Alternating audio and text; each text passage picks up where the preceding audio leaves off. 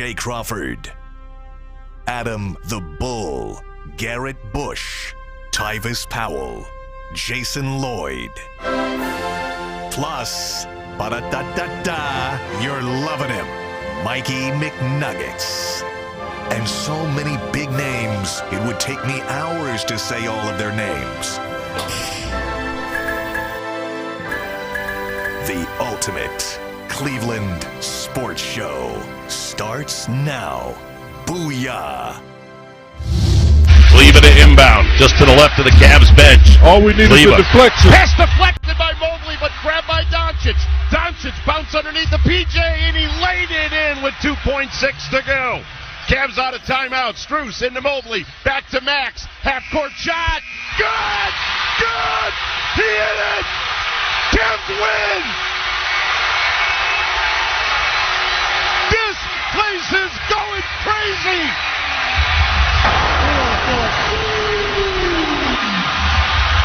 The Cavaliers had 2.6. They were out of timeouts. Strus let it fly. Strus hit nothing but net. Strus on the loose with the game winner. 121, 119 in one of the most incredible endings you will ever see. And welcome to the Ultimate Cleveland Sports Show. You just heard it. That was the voice of the Cavaliers, Tim Alcorn, on the buzzer beater from Max Strus, a.k.a. Supermax. And welcome on to the Ultimate Cleveland Sports Show. How we all doing? How y'all doing? Man, when you watch that clip, man, you still feel the energy, man. That was a big shot, man, and that was big for him. Oh, sorry for everybody that's looking at me. You know, it was we got Tupac stuff. Shout out to Steve. They got us one of those nice holograms of Tupac. You got the hologram posted up. How you doing, hologram Pop? Man, you know, listen, man. I just had to come back and bless the world one time. I know y'all still bumping my music, you know, West Side till we die. You know what I'm saying? Oh my goodness, Earl the Pearl in the building. What's going on? What's up with your mans? Man, I don't know, man. West Side Connection, man.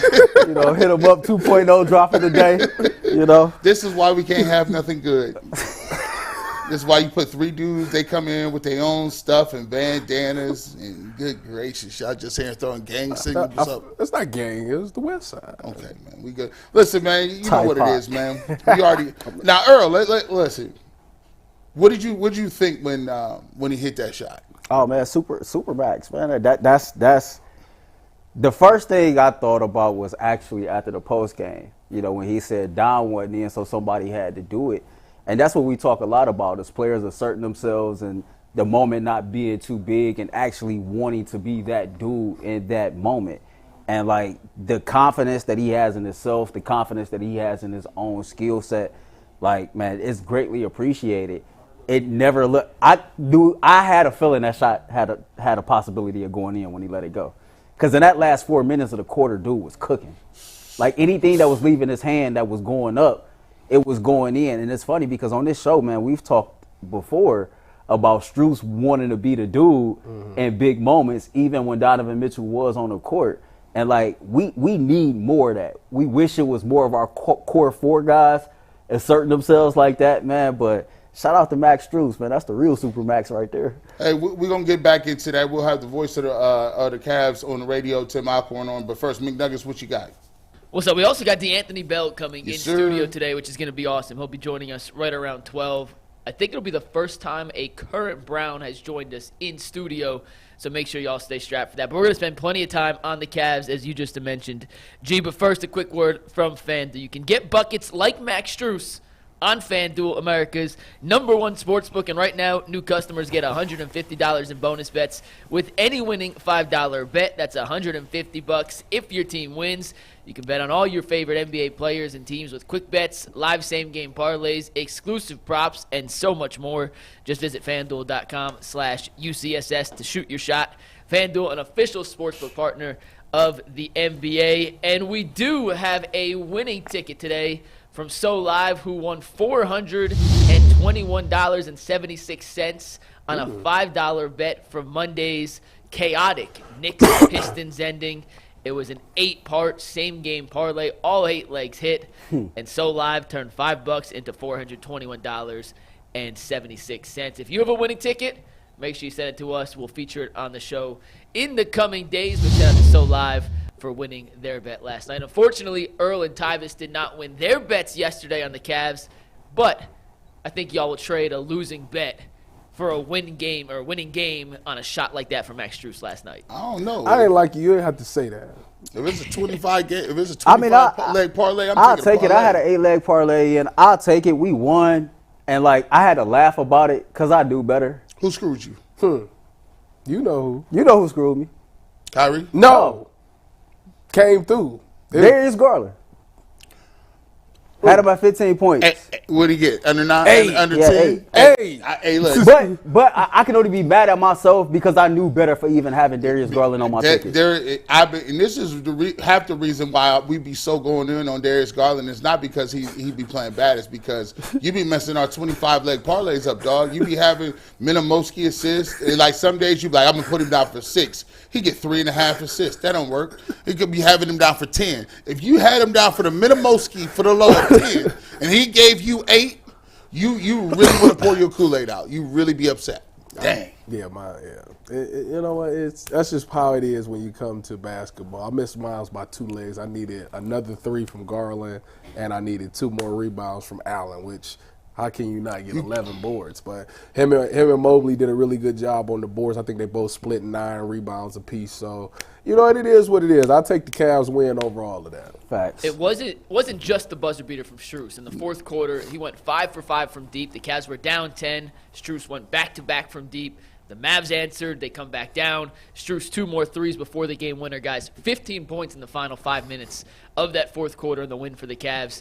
Going back through all your memories of watching the Cleveland Cavaliers play basketball, where do you think Max Strus' 15-point outburst in the final few minutes of the game, including the game winner from 60 feet, what does that rank among some of the craziest all-time individual accomplishments in a single quarter you've ever seen from a Cav?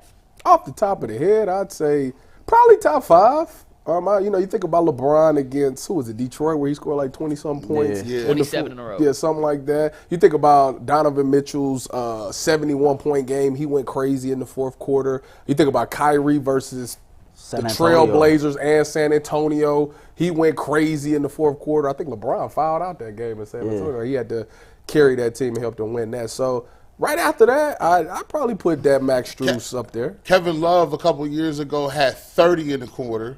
He had 30? Yeah. In the fourth? No, it was in the first quarter. It was the first quarter. It was in the first quarter. He went 30, like he went there for 30. It was crazy. Kevin Love had 30 in the first quarter? Yeah, they was playing with LeBron. He finished for like 34 points in that entire game, though. I look at it. I put the whole game for him like at 7. I said a really quick 7th. Right, as I went through the, some of the games that I was going through in my mind, I think this game was more important and it hit different is because this game, as I was tweeting, this game had playoff atmosphere. Yes, this had playoff style. The rest was even letting them play in that fourth quarter. Mm-hmm. Kyrie came down, he wanted a foul, didn't get it. Darius Garland came down on a layup on an ISO, and he didn't get it. So they was letting the guys play a little bit.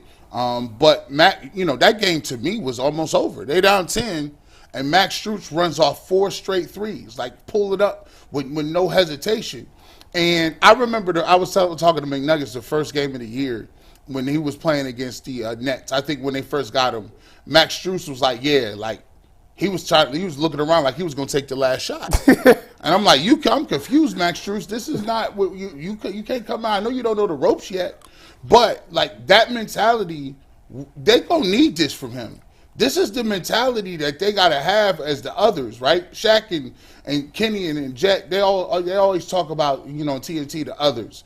Like when you get to the playoffs, it's about the others. Like especially at home, you're gonna need these type performances at home from him, from Karis LeVert. For Isaac Okoro, and then on the road, on the road, you're gonna have to have your guys like Darius Garland. Yeah. I'm gonna say his name in all caps. Yes. And Donovan Mitchell carry you. So do you feel like? Do you guys feel like Strus should be more aggressive looking for a shot given the fact that he's a big part of who they are. I mean, after hitting this big time shot, it just shows that he has that potential to get things done like that. I mean, that's a difficult shot. That's really one of those ones you just throw it up and hope that it goes in. But to me, he kind of knew when he left his hands that ball was going to go in. If Donovan Mitchell isn't on the court, you need somebody to step up and be aggressive. And the good thing that was good about that is that Evan Mobley, whether he meant to do it or not, they recognize who was the hot hand. Find the hot hand. Right. This man been cooking all quarter. Yes, he's going to take the last shot. I don't care who's on the court. He should be the one that takes the shot because he's hot. If anybody that's ever played basketball, like you see that dude cooking, let him cook. Get out the way. Turn around and threw it right back to him. Gave it right back to him. You could have found Darius. You could have found a lot of other guys, but you knew Max Strus had the hot hand, so give him a shot. And he ended up coming through for you. I think that after watching this game, I know it's a regular season, and a lot of people say that the regular season don't matter, but you could tell that this game mattered to both teams. Both teams really wanted to win this game. Both teams' superstars, outside of Darius, both teams, the stars showed up and they showed out in big ways. They played big in big moments. Luka finished, 45 points? Kyrie had 30. So, they was actually hooping. But what it tells me is that the Cavs did a good job in the offseason of getting the talent that they need. George Niang, he showed up and made some tough buckets. Max Strus obviously made some tough buckets. They had 30 points come off the bench. I think everybody in the starting lineup may have been in double figures except Darius. Mm-hmm. So it's coming together. They have the right recipe to win some of these big time games. They just got to continue to gel. And Darius, you got to get going on the points, man. It's going to come a game where you got to hit. It was nice to see Okoro hit a couple of shots. He played some good defense. I didn't like the Jared Allen switching on Luka because Luka kind of took advantage of that every time. But outside of that, it was a good game. I mean, I look at this game. The game to me was closer than what it should have been. I understand the Cavs found themselves down 10, but unforced errors, careless turnovers was the reason why Dallas was even hanging around to begin with. And then you can kind of tell that this was going to end up being the type of game that it was. I guess the point I'm making is if the Cavs would have never played so sloppy at certain points of the game, I don't think this game would have been as close. Or you could switch it to if Darius Garland would have showed up like the rest of the stars showed up in this game wouldn't have been as close. You know what I mean? I think they did a great job of feeding a hot hand in the fourth quarter. To me, Max Strus has already identified that he's clutch. He's already proven to us that he has that mindset. We've talked on more than one occasion about Max Strus being a dude that's verbally said, I want the ball in my hand in the closing moments. And outside of Donovan Mitchell, I can't think of another player on this team who outright always goes out there and say, hey, put the ball in my hand. We talk about the core four on this team. Which rather of those three dudes have you ever talked about, put the ball in my hand at winning time? Yeah, we seen Darius Garland wave off Donovan Mitchell one time, and I got to give him his credit where his credit is due, but I need that dude to be way more consistent, right? You know what I mean? And if he's not going to show up, that's when you definitely need the others to show up. You had Karis LeVert had 6 dimes off the bench, right? You got Max Strus scored 15 points in the last 3 minutes and 42 seconds of the damn game. You see what I'm saying? So, the fact that you had the other dudes show up, it was huge. But all I'm saying is I don't think this game should have been this close to begin with. The Cavs had 16 turnovers to Dallas's 5, right? You know what I mean? And then just the unforced errors, I thought J.B. Bickerstaff could have did much better in the last minute and a half of that game.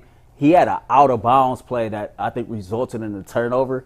I was just going to talk about that. Yeah, that was a head-scratcher to me. You know what I mean? And so, it really do, Strus and Spider kind of bailed out what I thought was a sloppy game, if I'm being totally honest with you. Yeah, they should have. To me, I think they should have lost. I thought I was tweeting at the time, and I could not believe. First of all, Donovan Mitchell turned the ball over, just a careless turnover in the backcourt, and they went down to score. He ended up getting that back because he banked in a 3. Mm-hmm. He ended up coming down and getting that back, banked in a 3. But the thing that really hit me was on the out-of-bounds play. Glad you're bringing this up, G. You gotta call something up better than that. And my problem is, and shout out to an assistant, I don't know his name, the assistant head coach. He comes over, he grabs up JB because JB walking towards the ref in crunch time when Darius Garland got fouled at the top of the key. Oh, yeah. And he was going crazy. About to get and he attacked. grabbed him back, pushed him back, and then JB kind of was going, he was like, man, get your hands off me. Don't you be telling me. Greg Buckner is the assistant. Yeah. And I'm like, good job. Man, you got to be even keeled. And then you come out the next couple of plays. I don't know if it was the next play or the play or whatever the case may be, but you have an out-of-bounds play that was drawn up that looked like it was drawn up like somebody playing Ring Around the Rosie or freeze tag in the backyard. You had 3 dudes running to the basketball. McNuggets, it was one of the worst joints I've ever seen. I don't even have. It should have cost them the game. Yeah, I mean, I'd have to see the replay of it again. My issue is, why is Mobley your trigger guy? You got a bunch of really good passes on this team. Evan Mobley is capable of doing it for sure, but I'm not sure in a 1-point game if that's the guy I want making a make-or-break play with no more timeouts, by the way. And I know there were some people asking, why isn't Donovan on the court? Well, they took him out for that defensive possession, and then obviously it worked out in their favor, but he was not on the court because JB opted to go with a more defensive lineup. He had both bigs in, Okoro, Strus, and who was the last person in on that play? LeVert. Yeah, so they went with more size. That's why he wasn't in, but it worked out, so whatever. But I didn't love the idea that Mobley was the trigger guy. But I'm not going to let that decision override what we witnessed last night, which was an all-time great performance in a 3-minute stretch by Max. Because and I don't want to nitpick the win. I'll take that dub any time I can get it. And one of the things that we looked at was, in playoff basketball, I like to look at this, right? If say for instance we playing those Mavericks in a 7-game series, right? Mm-hmm. Games like that shift whole series, right? Mm-hmm. If this was one of the Cavs' first 2 games, it just shows you how delicate it is. If the Cavs, just say this is game 2 of the series, Cavs won the first game, second game they play like that. Mm-hmm. If they lose that game, you in trouble because you got to go back to Dallas now. And the way that Luka and what's the name is playing, they're gonna give you buckets when they get home. Oh, they splitting 30. So this was a great test for the Cavs because I think it battle tests them, and you can see what it looks like when you got 2 out of top 10 offensive players in the world on one team going back and back. Adversity builds character, right? And when you look at this game and you look at all the different reasons of why the Cavaliers could have lost this game, and yet they still won this game, that's a testament to this team not being the same Cleveland Cavaliers from last season. That's a team that's a little bit more mature and can kind of like grit and grind it through those tough adverse moments. Mm-hmm. Like, we can sit up here and we can nitpick all we want to. In any NBA game, nothing is perfect, right? Mm-hmm. There's going to always be certain things that happen or don't happen that results in the outcome of the game.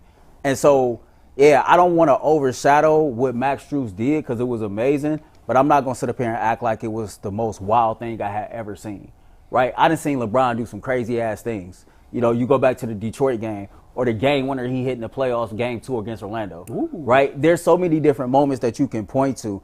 I guess I'm just satisfied and thankful that he hit that shot, because if he didn't, we would be sitting up here talking about why in the hell Donovan Mitchell wasn't on the court in the closing seconds of the game, or why in the hell did you draw up a inbounds pass that had Evan Mobley as your trigger guy, or how this team that was going up against a Dallas backcourt that's on the defensive side is very porous, and how yet you still ended up with 16 unforced turnovers, right? And so, like, those are the things that are real issues, but yet somehow, some way the Cavaliers won this game. And things like that are encouraging. Things like that are confidence builders, right? Those are the things that you can build off of, work on, and continue to get better.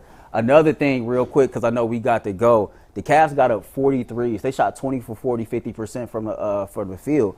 Donovan Mitchell talked about that 40 attempt mark being the target. The Cavs was 3-2 in their last 5 games. The 2 losses, they didn't get 40 attempts up from 3-point range. McNuggets, we got our guest. Before we get to him, we got to read. We do. Real quick, we're going to bring Tim Alcorn in 1 sec, who had a phenomenal call of Max Strus' shot last night. But first, a quick word from FanDuel. You can get buckets on your first bet with FanDuel, America's #1 sportsbook. And right now, new customers get $150 in bonus bets with any winning $5 bet. That's $150 if your bet wins. You can bet on all your favorite NBA players and teams with quick bets, live same-game parlays, exclusive props, and so much more. Just visit FanDuel.com/UCSS to shoot your shot. FanDuel, an official sportsbook partner of the NBA, an official partner of the Ultimate Cleveland Sports Show as well. And we started the show today with Tim Alcorn's call of Max Strus' 60-foot game winner. And now we are lucky enough to be joined by the Cavs play-by-play guy himself, Tim Alcorn from Chicago, where the Cavs are getting ready to take on the Bulls tonight. But Tim, I'll start with this. In all the history of calls you've made, where did last night's rank among some of the craziest things you've seen in person? Yeah, that was just absolute insanity to see Max Strus just uncork that thing from just beyond half court was phenomenal. And then, of course, that incredible reaction from the Rocket Mortgage Fieldhouse crowd. It ranks up there. There's no doubt about it. It was certainly one of the most exciting calls that I've ever had. You know, Tim, I was just going to get to that as well. You talk about having a great call like that. As an announcer, as a broadcaster, as a play-by-play man, when things like that happen, when you're making your call, are you going off just raw emotion? Do you have some stuff that you kind of rehearse, like, yeah, I'm gonna say this just so I know what to go to, or do you just kind of just go with the flow? Like, what goes into making a real classic call like that when you have a buzzer beater and everything is going crazy? Well, first of all, I don't know if it was great and I don't know if it was classic, but no, I don't rehearse anything. I really don't. You just have to let the words flow as they come into your brain, and anybody that's listened to me knows sometimes those words don't come out the best way, but no, I don't rehearse. And you know, one of the things that my mentor and my guiding star in the broadcast business, Joe Tate, told me was don't lose sight of what's happening. You can get caught up in the emotion of it, but keep in mind that, especially on the radio side, there are people that can't see what you're describing. Maybe they're in their car, or maybe they're at work, whatever the case may be. And so you just try to describe it as cleanly as you can and capture the emotion of it. And so you want to make sure the call is accurate. And then you want to just convey what is happening at that very moment. And so that's really the building block, and hopefully I was able to do that last night. Oh, you were. Classic. Yeah, definitely that was. class. We stamping that. Definitely. Hey, Tim, you know, that fourth quarter, you know, before you came on, we were talking about last night looked like a playoff game. It seemed like it had a playoff atmosphere to it. You watch the game and you look at the fourth quarter, and both teams offensively, they were cooking. They were both smoking hot.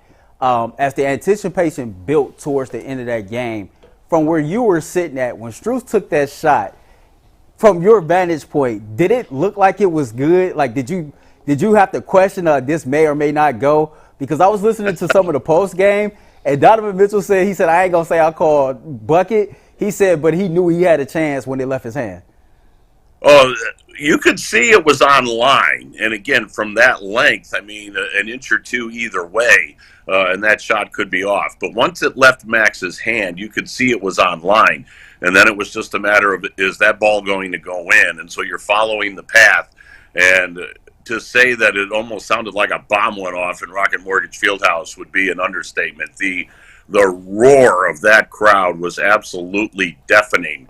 And that's another thing, you know, as far as the radio side is concerned. And I think my counterpart with the Guardians, Tom Hamilton, is the absolute best at this in letting the crowd tell the story. Max hit the shot, and I tried just to keep quiet for a few seconds just so that the listeners could hear that crowd and the roar that went up from the crowd. Hammy is so great at that.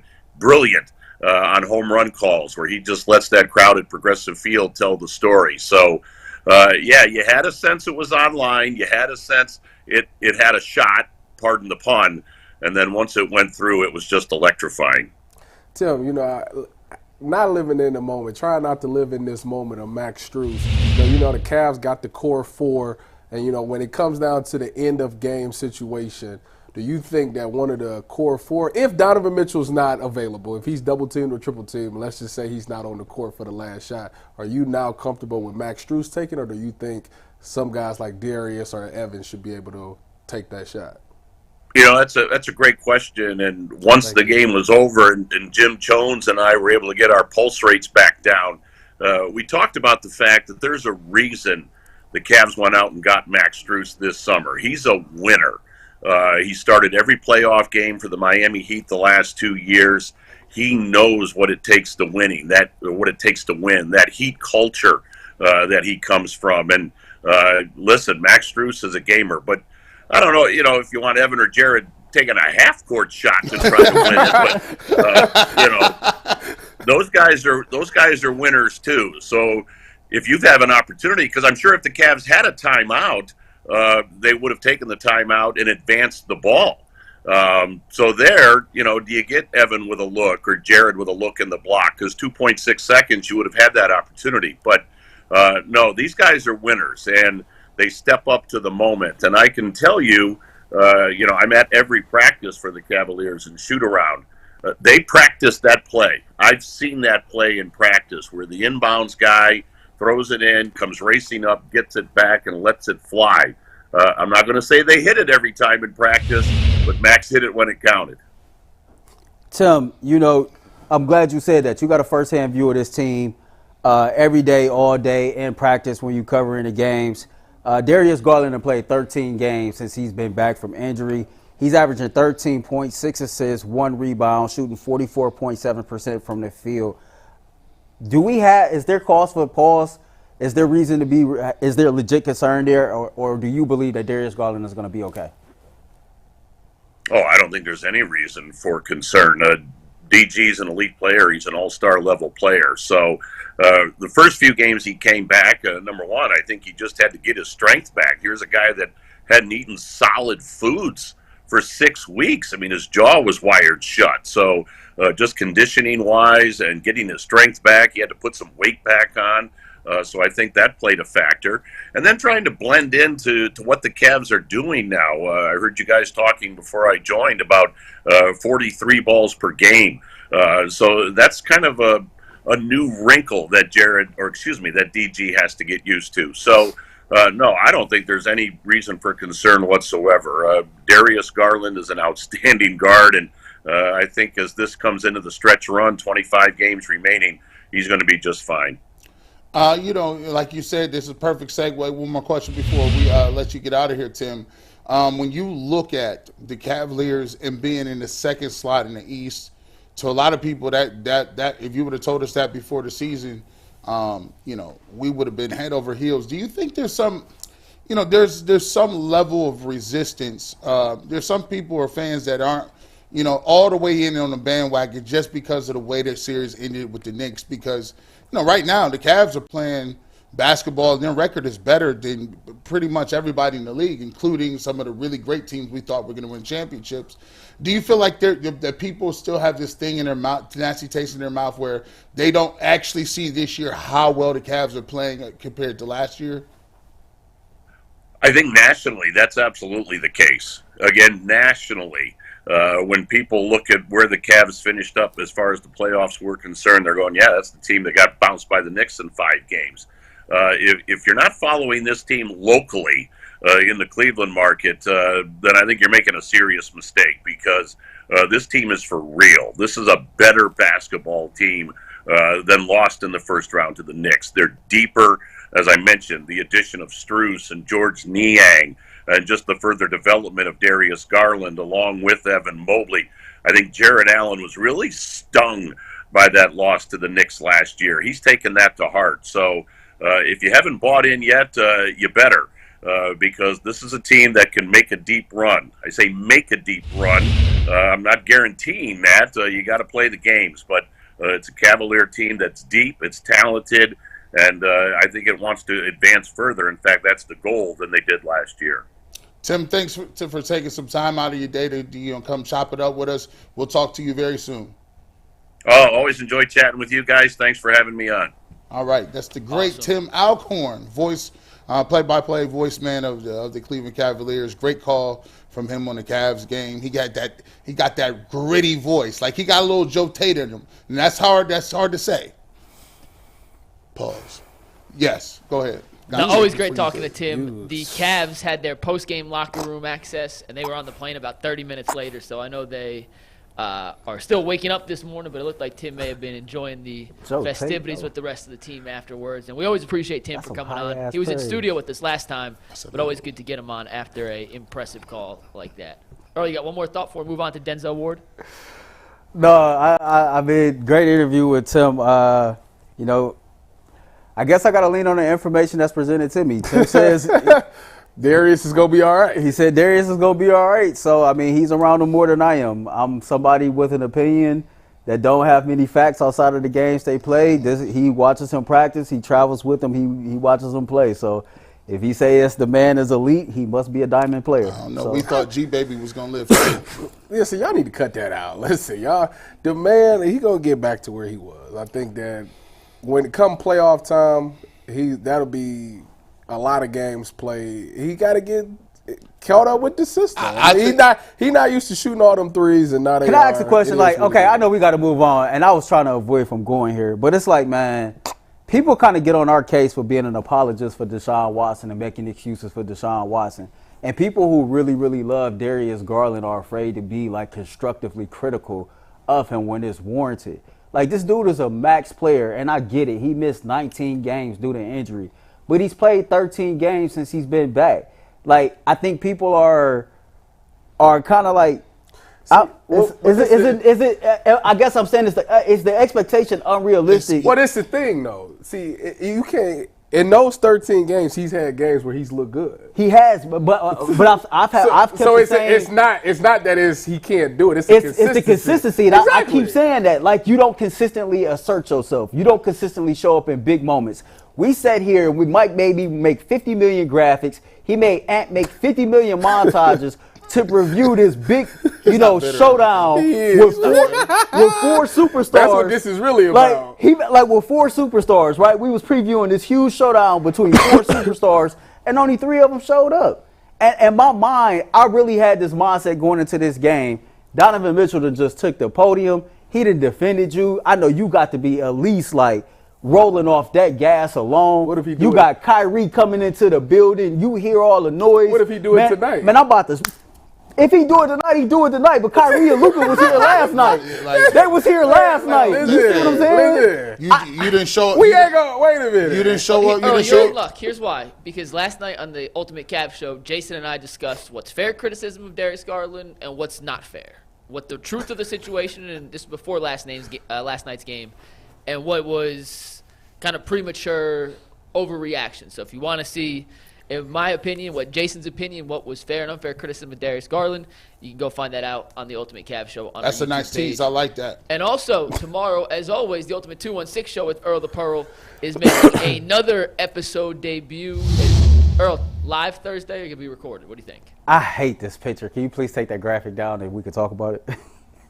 Steve, you heard the man. Really don't know which direction I'm going to go yet, man. Tomorrow is tomorrow. Today holds its own set or whatever. So I guess I'll kind of cross that bridge when I get there. Got to get there. Maybe live, maybe taped, but tomorrow, 5 o'clock, Earl the Pearl, Ultimate 216 show. Also, for the record, Earl, that picture is in the liked headshot folder. So you and Anthony got a discussion about that. Speaking of discussions, Andrew Berry and Denzel Ward had a discussion. They came to an agreement on a restructured contract this morning, opening up about $11.5 million in cap space for the Browns. So in just one move, the Browns are now under the salary cap. They have money to spend, and more restructures could be on the way. Mary Kay alluded to potentially Amari Cooper and Deshaun Watson being two to follow. Nick Chubb, we also think, could be in that restructured contract deal. Guys, in one swift move, the Browns are under the salary cap. Do you guys think this is the first of many to come, or is this just a one-off move from Andrew Berry, who continues to prove he kind of knows what he's doing with the cap. We're going to kick it to the pro. Go ahead, Tyvis. Talk to him. First off, I mean, let's just call it what it is. This is just another clear example of the Buckeyes having to save the day again. You know, Denzel, way to be a team player, man. And you got to go save the Cleveland Browns cap situation. So you say, you know what, I'll take the restructure, you know, because I'm more about this team. So shout out to you for doing that. But I think that this is just the first of many to come. I think that they're going to definitely they're going to restructure Deshaun's contract until it's time to pay that whole thing in full. And I think Amari Cooper will probably be open to it because I think he realizes where he's at in his career. He needs that extra help. So if him giving back some money is going to help bring in somebody that's going to relieve him from double teams or at least allow somebody else to make some more plays, I think he'd be open to that situation. When you get later in your career, it's not about the money as much anymore. It's about winning a Super Bowl, especially if you don't have any.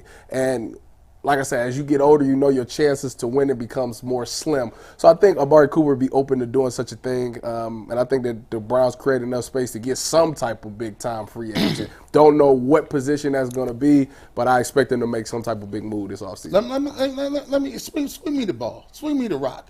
See, It's all yours, there you go. Triple threat. Triple. Don't hurt nobody. My neck is hurt. But by the way, man. Boy, escalate. Listen, oh baby. By the way, let me just take my victory lap amongst all of the, the inflation people out there, all of the, the national deficit people out there. You guys have been fear mongering over this salary cap for all of 2.5 years. G. Bush, the chickens are gonna come home to roost. You can't have everybody, G. Bush. You can't kick the can down the road. Listen, you can't be telling me about you kicking the can down the road and you don't balance your checkbook. All you non-passing ACT guys talk about finances. Oh, you know what? You can't pay that. We ain't got no money. How you know? Well, guess what happens every single time? Oh, it goes up $30 million. Cap goes up $30 million.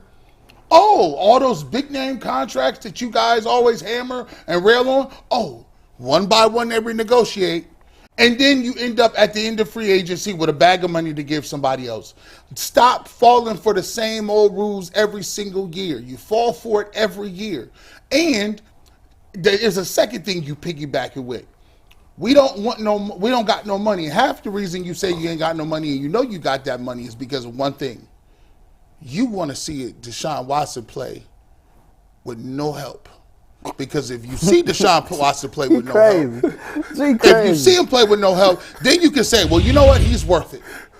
Or he's not worth it. You want him to play with JV players and Minimowski so you can say, hey, the quarterback makes everyone better. All right, well, let me do. If that worked, you sit in this chair as a host and go get me a producer from middle school. Go get me go be a graphics director from high school that failed out of high school. You couldn't make that work? No.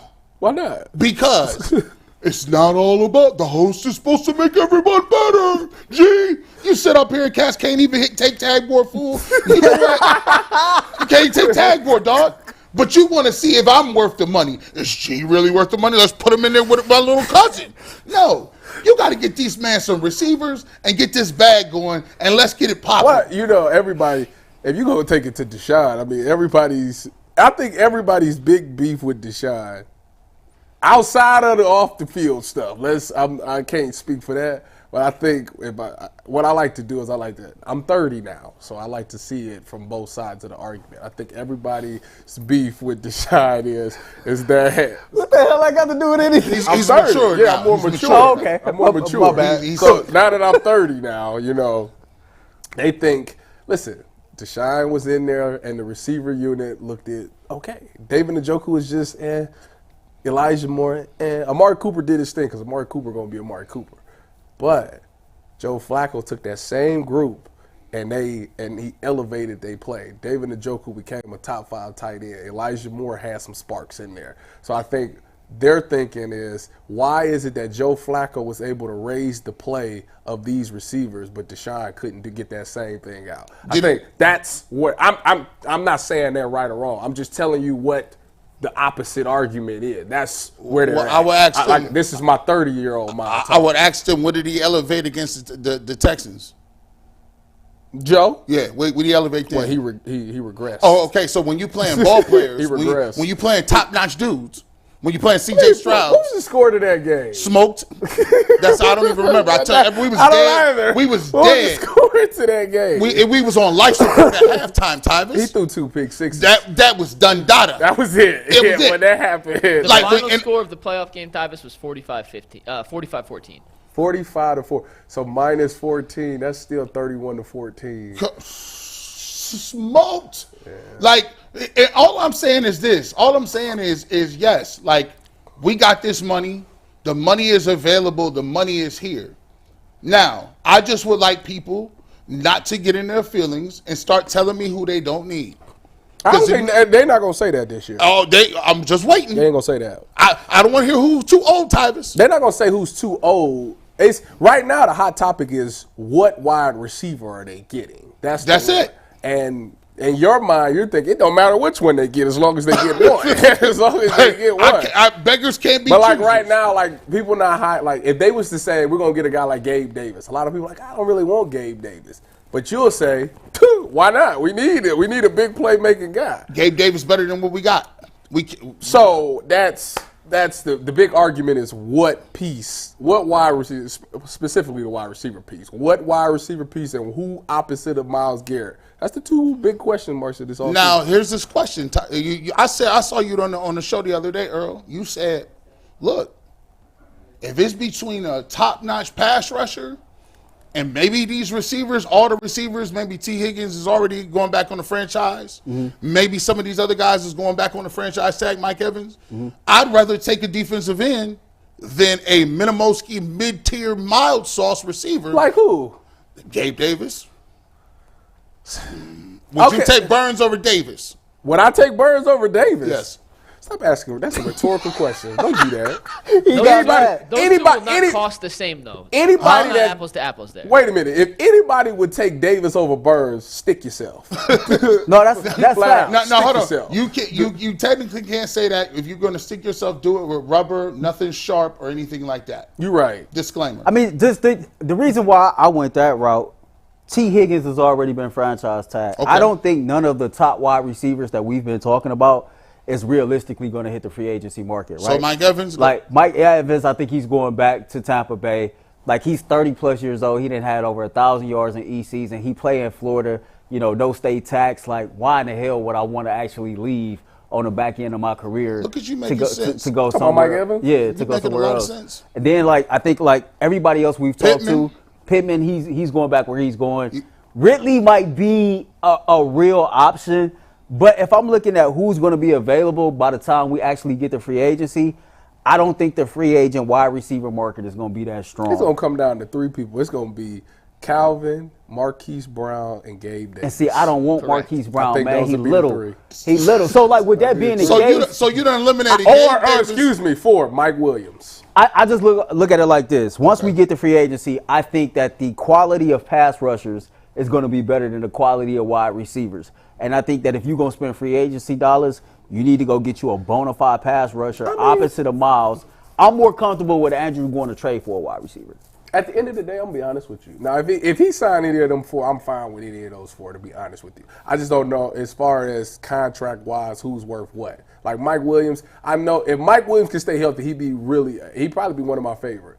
Calvin really, playing with Trevor Lawrence, I thought he'd have a much better season. It wasn't a bad season, but I thought he would have a bigger impact. But it shows that Christian Kirk is the guy. Christian Kirk was their number 1. Yeah, which is crazy to me. Marquise Brown, I'm cool with that. That speed, I think he's a little bit better than Elijah Moore. I think he would actually. Whoa, just a little?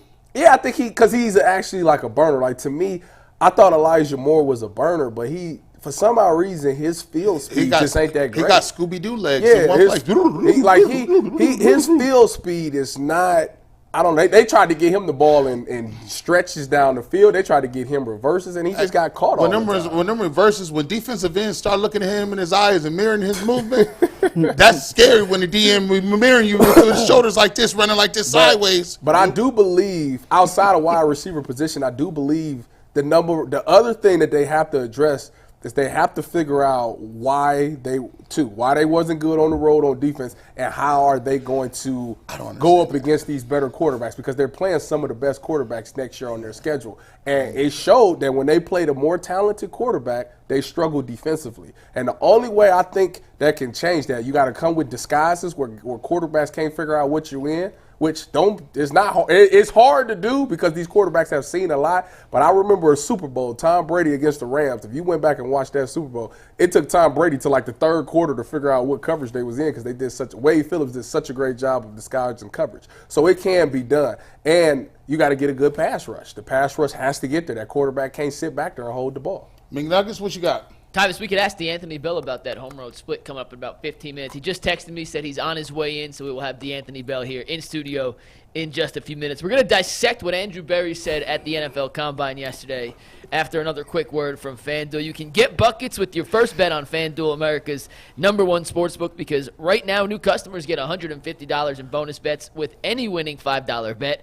That's $150 if your team wins. You can bet on all your favorite NBA players and teams with quick bets, live same-game parlays, exclusive props, and so much more. Just visit FanDuel.com/UCSS to shoot your shot. FanDuel, an official sportsbook partner of the NBA. Andrew Berry spoke yesterday to the media. Kevin Stefanski will speak today after our show, so we'll react to his comments yesterday. But we're going to kind of dissect and talk about a few of the main things Andrew Berry spoke about yesterday. And the first one is about Nick Chubb. When asked about Nick Chubb, Andrew Berry called him a 1 in a million, potentially a 1 in a billion type player, but said he will not give us an update on any contract negotiations or updates on Nick Chubb's future with the Browns. So my question for you guys today is, after hearing Andrew Berry speak about Nick Chubb, are you still 100% confident the Browns and Chubb will be able to come to some sort of restructured agreement or contract extension this offseason? Yes. Nick Chubb will be a Cleveland Brown next year. I don't see how it doesn't happen. First of all, this whole city will go into uproar if Nick Chubb isn't with the Cleveland Browns. I also believe Nick Chubb wants to be a member of the Cleveland Browns. I think he has to understand that, listen, coming off of a knee surgery, coming off of 2 major knee surgeries right now, so my demand is not going to be high. Even if I touch the free agent market, they're not going to break the bank for me. I'm not going to get a bunch of money because I'm coming off of this knee thing. Until I go out there and prove it, then I'll be able to get some money for later on or maybe next year. So I think they do come to an understanding that, they can find some common ground, probably give him some incentivized deals to help him make more money. But, yeah, he's got to give some of that money back. I was sitting up here yesterday joking around, remixing Aaliyah songs, 1 in a million. And I said, for real? Nick Chubb is a 1 in a million. Nick Chubb is a 1 in a million. Yeah, it goes on and on and on. You give me a brand new feeling. Hey. All day long. Yeah. Go ahead, Earl. Go ahead. How many times Andrew Berry got to tell y'all without telling y'all, man, he really loves Nick Chubb. Every single time that man gets the opportunity to speak on Nick Chubb, he tells you without telling you he don't view Nick Chubb as just a running back. I don't think he views Nick Chubb as just a quote-unquote football player. I think he views Nick Chubb as legit a core centerpiece of the Cleveland Browns franchise. Yes, 100% Nick Chubb will be wearing the Cleveland Browns uniform next season, the season after that, the season after that, and the season after that. Now, we all know the business side of things. He's coming off an injury. Yeah, he's going to have to get his contract restructured. Like, that kind of goes without saying. But anybody who thinks that Nick Chubb is finna kind of don any jersey that's not brown and orange, you fooling yourself. Hey, man, they got a great opportunity. I'm all for the propaganda.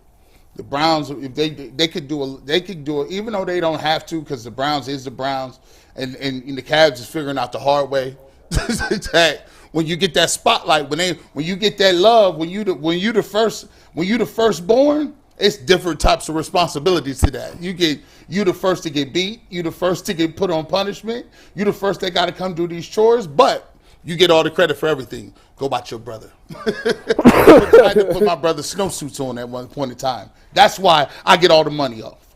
So anyway, but Nick Chubb, though, they got an opportunity to come out and say, look, we redid Nick Chubb's contract, and Nick Chubb is going to be a Cleveland bound for life. Yeah, even if Nick Chubb isn't Nick Chubb, just his presence in that room alone, just him being able to teach younger guys or Jerome Ford or whoever it may be, right? Like that, you can't even get that from somebody else. So it's Nick Chubb will be a Cleveland Brown. And then I don't even know why this is a big thing. Then they could front load him and give him a bag of money right now. He could put that away. Look, we restructured everybody. See, that's the great thing about it. Me and Earl talked about it. I like owners that spend money. I don't care nothing about the flying Pilot J stuff. I don't care about that. Nah. You don't care that he got his bread. Also, something to keep in mind here, a lot of these deals will be negotiated down the road when they know exactly how much space and how much money they want to spend. So if it doesn't happen soon, doesn't mean it will not happen. I think we're all in agreement. Nick Chubb will be a Cleveland Brown in 2024. Hey, Mike, before you move on, the chat clowning you. The chat said you ain't know that song. Mike is pretty hip. I think you know who Aaliyah is, don't you? He better. The R&B artist, yeah. Hey, listen, I was scared for a second. Like, when you said who, I was scared for you in the bottom of my stomach. I'm like, bro, you got to know this. Listen, G's rendition's a little different than the original, but, sometimes remix is better than the OG. Okay, I see you slid that in there. All right, let's go to the next one real quick, guys. He also, and by he, I mean Andrew Berry, talked about Deshaun Watson and his progress getting ready for the 2024 season. He confirmed Mary Kay's report from last month that Deshaun Watson will begin throwing next month. It is no word yet if he'll be 100% ready for the season, what the timeline looks like, but we do know he is recovering from successful surgery and will begin his throwing process next month. Tyvis G, Earl, do you feel like April to the start of OTAs is enough time for Deshaun Watson recovering from the shoulder surgery to get back to 100% health? And this is pure speculation because none of us truly know. But do you think that's enough time for the injury he sustained to get back to 100%? They say that he's going to start throwing in March, right? Next month. Yeah, I said April next month, but no, next month. They said he's starting throwing in March, right? Yes. So Friday he's going to be out there throwing that thing. He's going I rehab loading. Yeah, I think he's going to be fine. I think Deshaun Watson is going to be okay. He's already going through the rehab process. Seems like to me that he's itching to get back to it. I know the day after the Super Bowl, he posted on Instagram he was already back working. I think Deshaun Watson will be fine. Like, I think he'll rehab, he'll be healthy, he'll be ready to go for when the Browns travel to Brazil. Reckless speculation. But he'll be on that flight. He'll be our starting quarterback, and he'll be ready to go. It's not a question to me about will he be healthy or not. Just be ready to ball out. Why would he not? Yes, he's going to be ready to. The man went 14 for 14 with it broken. Why wouldn't he be ready? I mean, if he could play with it broken, he should surely be able to play with his fix. So I think he'll be fine. For him, everybody, it's probably just a mental thing. He just, once we figure out the weapons that he has, he got to figure out this new playbook or whatever Ken Dorsey's going to bring in. That's the thing that I worry about the most, him getting the chemistry. I want him to make sure that he's out there getting that timing and getting that chemistry with these wide receivers and understanding that new playbook and getting with Ken Dorsey so when the thing comes, they can hit the ground running, in September. Man, I want him to play well so bad. I might create a burner account. It's called Shut Your Mouth. I need to get me a burner account, man. I want 5,000 yards so much, man. You know what? He so go for 5. Hey, G for real about this 5,000 yards. He won't let it go. Don't say that because the last time you said it, man. Look, say you want 1,000 and then watch him go throw for 4,000. I want the 5. So all these other little these slumdog. Has he ever thrown for 5,000? No, but I want the 5. Pete, I want the 5. Well, he got to get the Johns and the Jones first. But here's the thing: if he get the 5-piece and they don't give him the MVP, like I told them they weren't gonna give him the MVP. So what are you talking about? And then I could get all them other people that say, I knew he was coming back. Deshaun was always going to be that guy. No, it wasn't. I got the screenshots. Is this you? Is this you? Like, I want the eyeballs on my Twitter, too. Is this you? You petty like that? I'm super petty, especially when it comes to stuff. Because, bro, this, like, I can understand that we getting fire from people outside the camp. Mm-hmm. We getting most of the fire from the people inside the camp. We get 50% of the friendly fire. Like, come on, we supposed to be on this same squad. Ain't nobody friendly fire in here. What you mean? I'm on social media, right? Yeah, you don't see. You don't. No. I mean, but you've seen it though, because there is a portion of Browns fans that don't like Deshaun Watson. Yeah, but that's but this is where I get confused. You can like and not like whoever, right? That's on you. But I guess the conflict of interest is you're a diehard Browns fan. You want to see the Browns win the Super Bowl, but in the same breath, because you don't like Deshaun Watson, you would rather not see him have success. The two are married together. Yes. Like they're married together. That's dumb. But this is how some people think. I know, but that's dumb. I think that's dumb. And for dumb people, sometimes you got to get petty.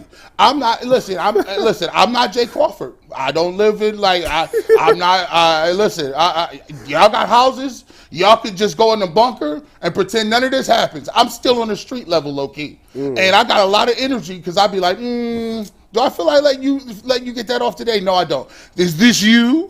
I will tell you this though. Y'all sad. I will tell you this. If Deshaun Watson is healthy and he plays all 17 games and he don't play good, I'm gonna be the first person talking about it. Because at the end of the day, like, I got to be real with myself and I got to be real with the people. I can't sit up here and lie about what I honestly feel just because I've been defending Deshaun Watson. At the end of the day, I cheer for the brown and orange. I've been cheering for the brown and orange before Deshaun Watson was born. Facts. So, like, for me, like, you get a full season and you don't play well, I'm going to be the first person telling you that, I got a problem with this. What are the chances that he don't play well? And he has a full season and not hurt? Not hurt, play the whole season. What's the chances of him having a bad year? That's two different questions, first of all. The chances of him playing a full year? No. If he play a full year, he ain't injured. What's the chances of him playing well? But what they got right now as the roster's as constituted. What do you consider bad? You know what bad look like. 7 and 9.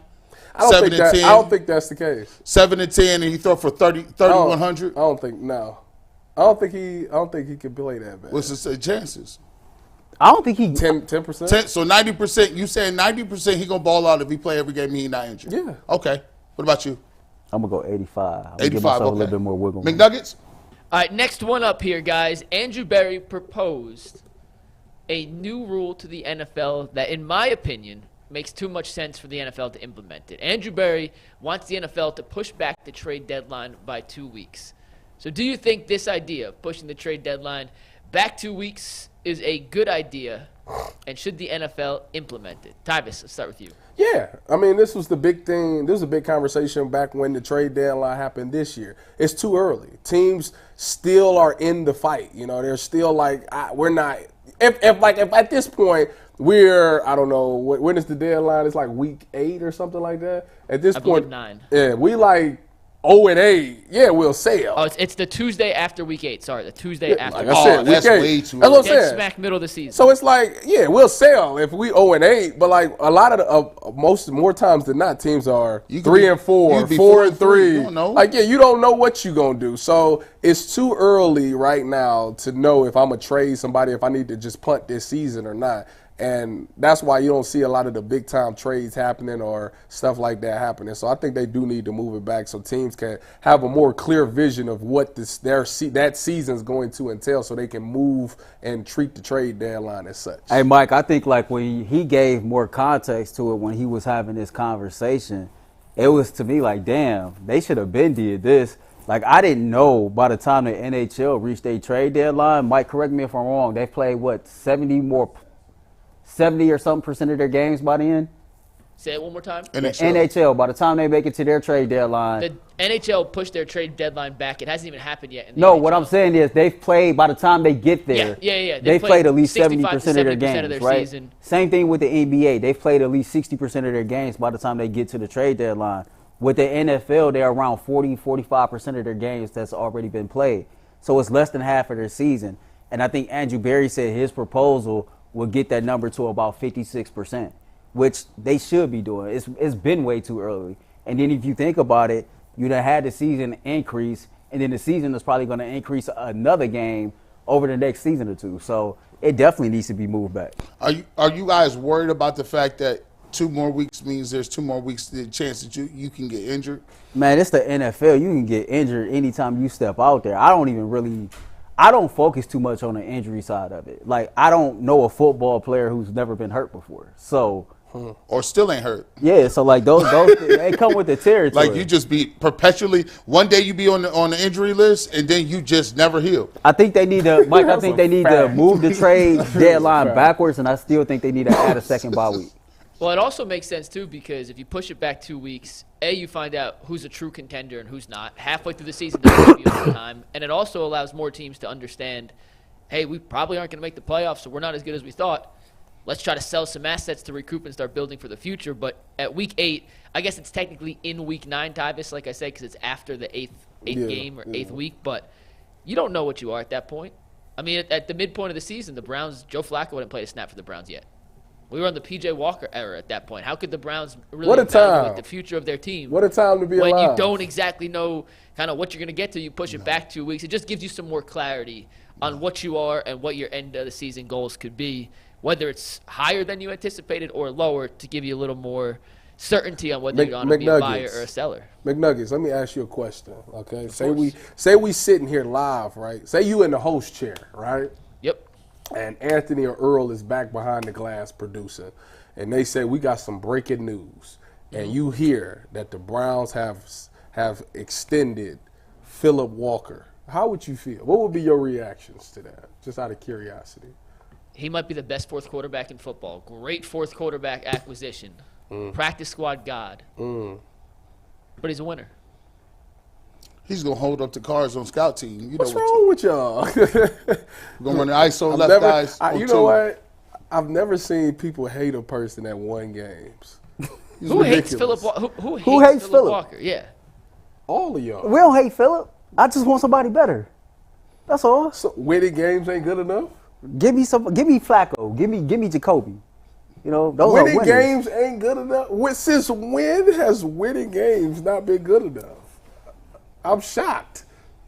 I'm flabbergasted. Hey. Giant Eagle is hiring. Hey, we need to. They probably say that about us. They probably say that about us. What's wrong with you? Yeah, I probably wouldn't make it there. I just got word DeAnthony Bell has parked and should be down here in 5 minutes. So let's get to one more question, guys. The Browns announced they will be holding joint practices with the Vikings this summer. Unlike the last 2 seasons when they held joint practices with the Eagles. G. Bush, in your mind, because they're not holding a joint practice with Philadelphia again, does this confirm that Cleveland will open the season in Brazil against those Philadelphia Eagles? That got something to do with it. I think it will. Like, they switched that up kind of quick. The Browns are going to Brazil. And if you any part of the non-essential staff, you should be very excited about going to Brazil. You should be ecstatic about going to Brazil. Too bad I'm not on travel purposes. Yeah, I wouldn't let you go. You wouldn't? Mm-mm. I mean, to answer the question, what's wrong with you? I got control. I think to me, it almost all but signifies that the Browns are going to Brazil. But what did it for me was, I got an email from Steve Becker. I got another email from Mike Lucas asking me about passport information and to get that to them as soon as possible. Oh, they sending you out there? Yeah, so, well, why would you be asking me about passport information if I wasn't going to Brazil? You got to get Earl vaccinated before you get down there, bro. So I'm already vaccinated. I would be here. Multiple other but, yeah, so, I mean, definitely. I think Brazil is... You going? My wife won't let me. Why? Oh, well, never mind. You going? Damn. I got 4 other jobs. He knows what the answer is. His wife won't let him.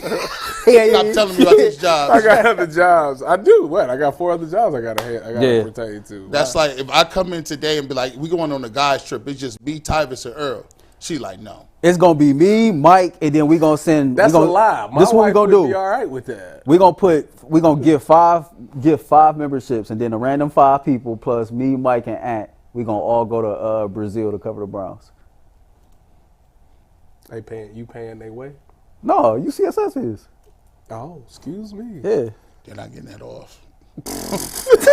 They might kidnap y'all, bro. Like, listen, man, you can't just be. Hey, listen, you can't just be walking around in Brazil. My wife ain't gonna let me go. He's still mad about that. She still ain't let me go. My wife ain't gonna We let gonna me take go. Phil. We gonna take Sly. We gonna take Creative Juice. We gonna take Evan. You know what I'm saying? We gonna take. We gonna pull up. We gonna go. I've never been to Brazil, but I don't see why it would be an issue. You know, like. All depends on who you were going with, man. I'm going with the team. With the squad?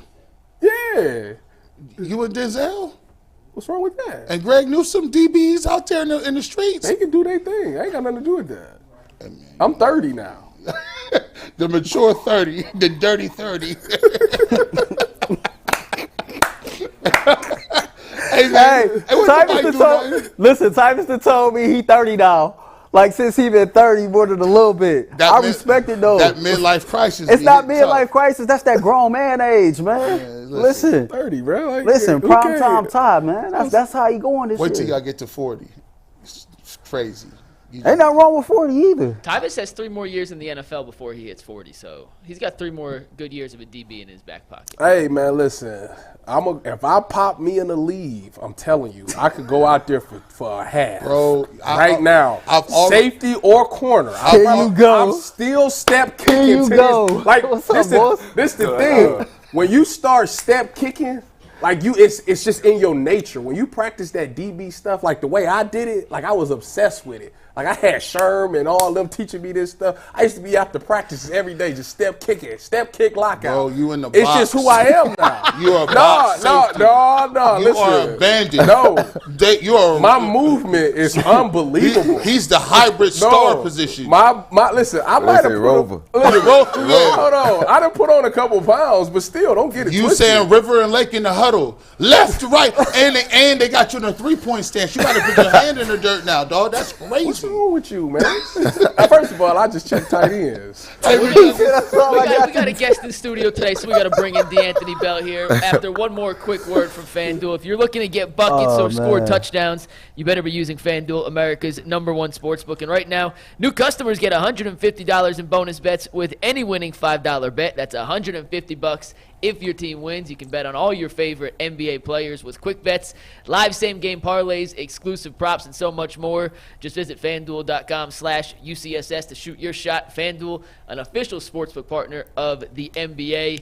And with that, we are honored, thrilled, and ecstatic to welcome DeAnthony Bell, a Cleveland Browns safety, to the studio to join us today in the Ultimate Cleveland Sports Show. DeAnthony, appreciate you taking some time to hang out with us today, man. Hey, man, Really I appreciate y'all, man.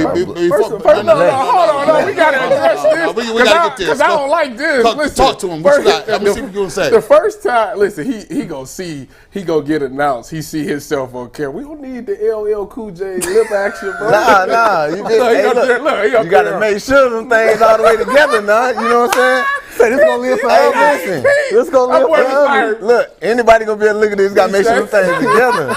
I can't be looking any type of way on here. And by the way, man, they coming with the couture. Like, we just trying to get our Jordans up. These dudes come in here just. That's the NFL money. Nah, man. Nah, that's just a style now. You can't hide money. It's just what we are. Look, y'all got on pants. Look, He said y'all got pants on. I got jumpsuit, jogging. He said we all dressed the same Y'all way. got the same way. Y'all got socks. Y'all wearing stuff too. Oh, man, we got the same stuff. Look, he come chain.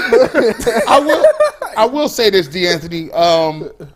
You came a long way. Like, right when you got in the league, you was like, he talked about he's 30, but you had put in a lot of work. For sure. And getting to where you was. You had a really crazy journey of getting there, working jobs, and going to these schools. And I believe you was in your mid-20s when you got into the league. Yeah, I was 25. That's crazy. For a lot of people that don't understand, that's older. Like, Yeah, for usually sure. you hit the league at 22. Yeah. Tell us about what you had to do to get to where you are today, and then, like the grind you had in the beginning. So out of high school, I had ended up going to a smaller D2 school. You know, that was the only school I could get into at the time. My grades, Grades is bad. That's they common messed story. up. Common story. They messed up. Yeah. So I ended up doing that, and then they was trying to red shirt me, and I'm like, bruh, like y'all ain't even, you know what I'm saying? Like, we got a losing record, y'all. You know what I'm saying? But I went there to be a receiver, so I was playing receiver. Okay. And then one of my dogs was at junior college in Iowa, and he's like, man, bro, we need a safety. And I'm like, I ain't never played defense, bro, but you know what I'm saying? I can play safety for real. Like, it don't matter. Yeah. I don't mind hitting. So I started playing safety then, and then I was paying for school all the way in Iowa from Georgia. You know what I'm saying? My mom was sending me money, Walmart to Walmart. I ain't even got no way to go to Walmart. Oh, my goodness. So after that, I was like, man, I can't even keep paying for this. So I was like, I'm just going to go back to the crib and do construction with my dad. So at that time, I'm like doing wheelbarrow stuff, like carrying all the rocks, and we planting trees in people's yards, concrete. I'm just doing all the small work, though. Yeah. He was like, man, you don't even need to be out here. I was like, bro, I don't want to be. So I'm finna, it's too hot out here. I'm trying to get out the game. I was like, bro, I'm trying to get up out of here. So then I ended up talking to Coach Abbott, who was a safety coach at Butler at the time, and he was like, bro, we'll give you a full scholarship. And then What age is you at this time? I was, 20, 21? Okay. Yeah. So by the time I got to Butler, that was, 2018, so I was about 22. We got about 22, 23.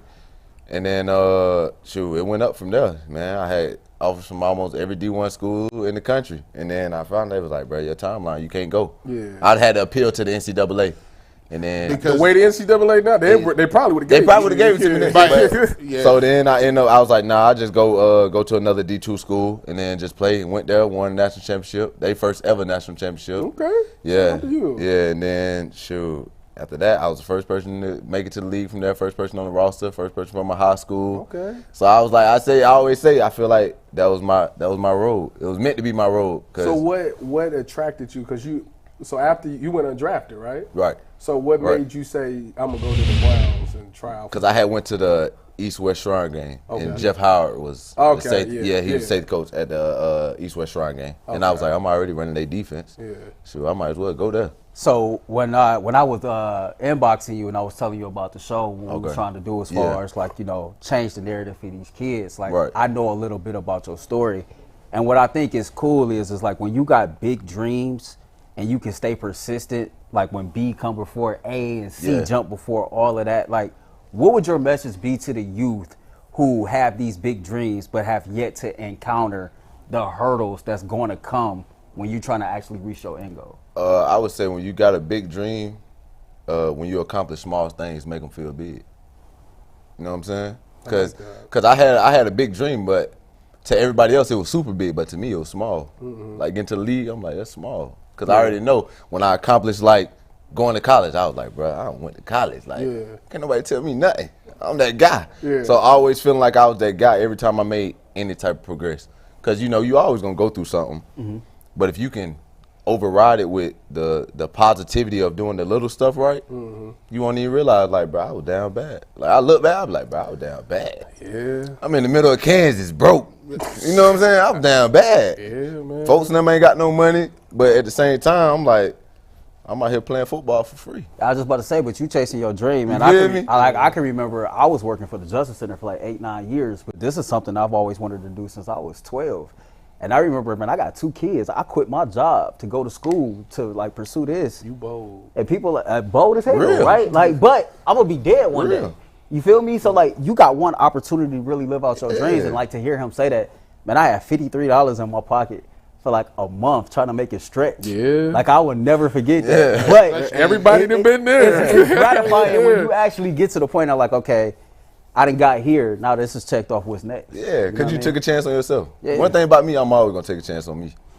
No matter what. You should, because ain't nobody else going to do it. Exactly. Ain't nobody else going to do it.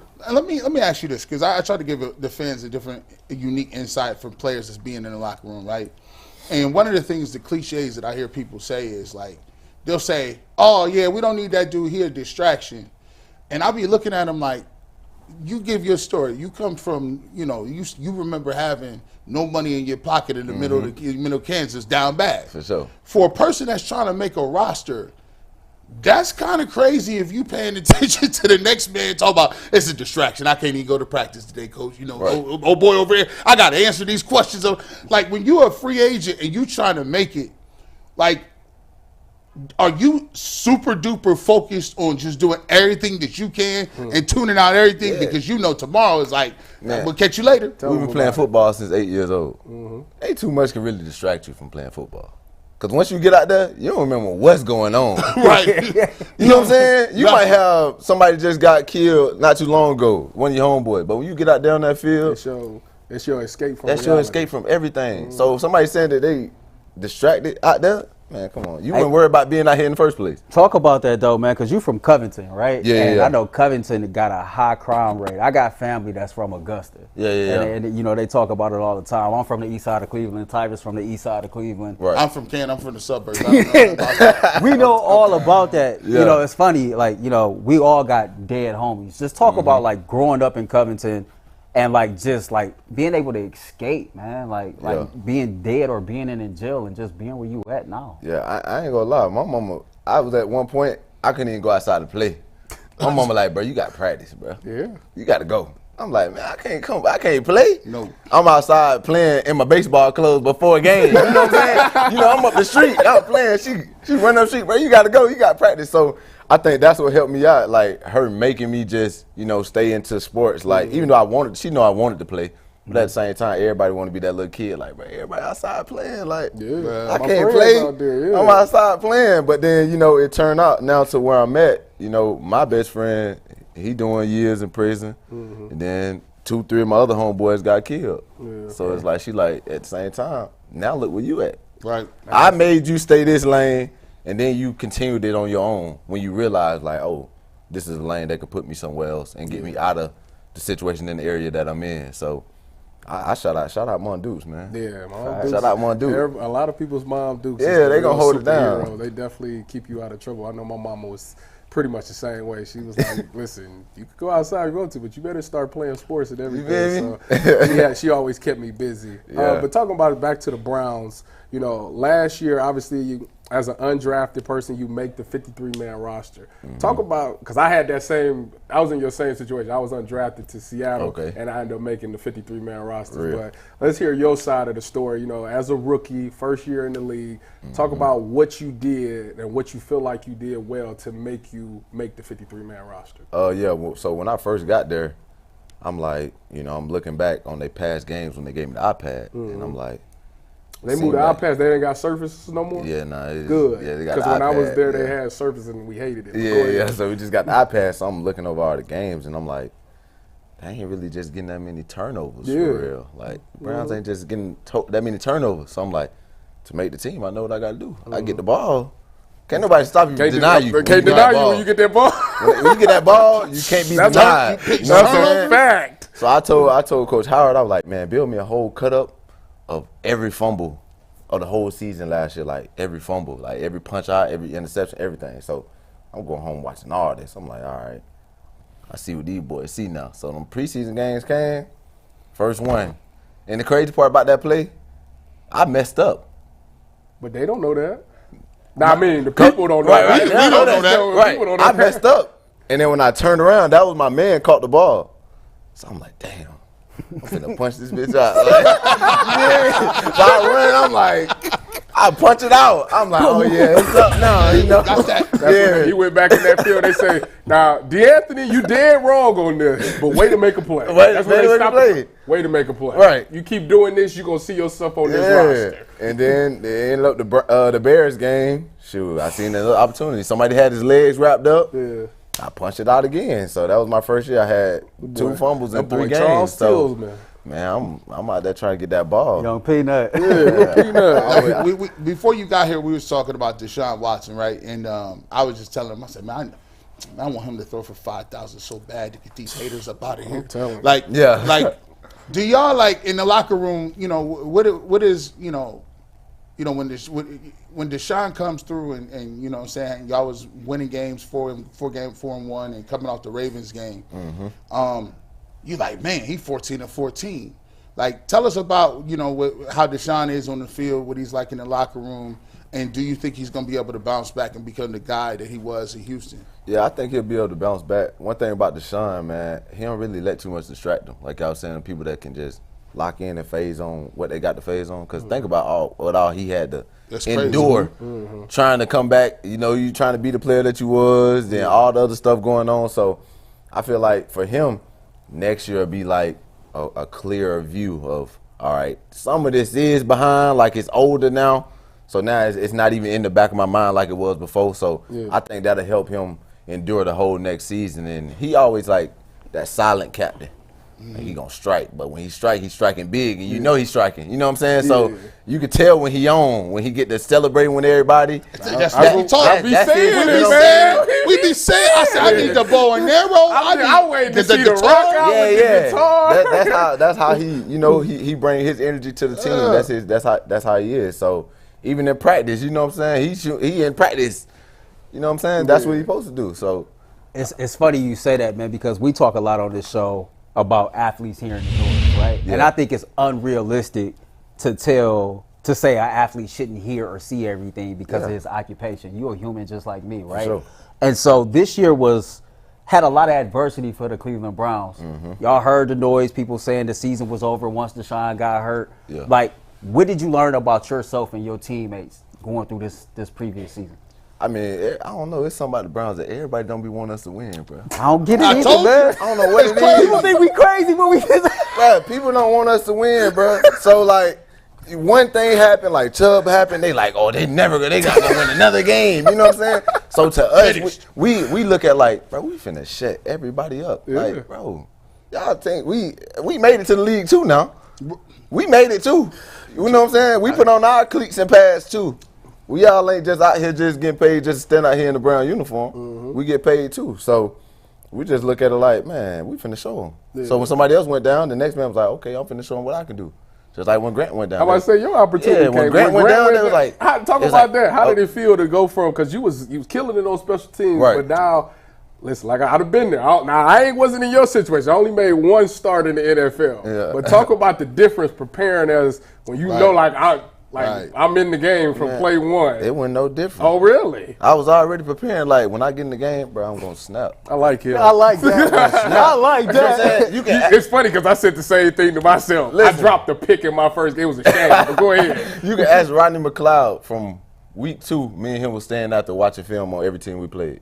Okay. Like I was getting in on defense. Yeah. Because he would ask me what I would see. Because, I don't know, like for our team, we got, everybody got their strengths. You know what I'm saying? Yeah. My strength is the run game. Yeah. When it come down to the run game, that's what I do good. You know what I'm saying? So, and me and Grant we got the same job. Right. So me and him you feel what I'm saying? We would talk and he like, bro, this what I see, this what I see. So we always help each other out.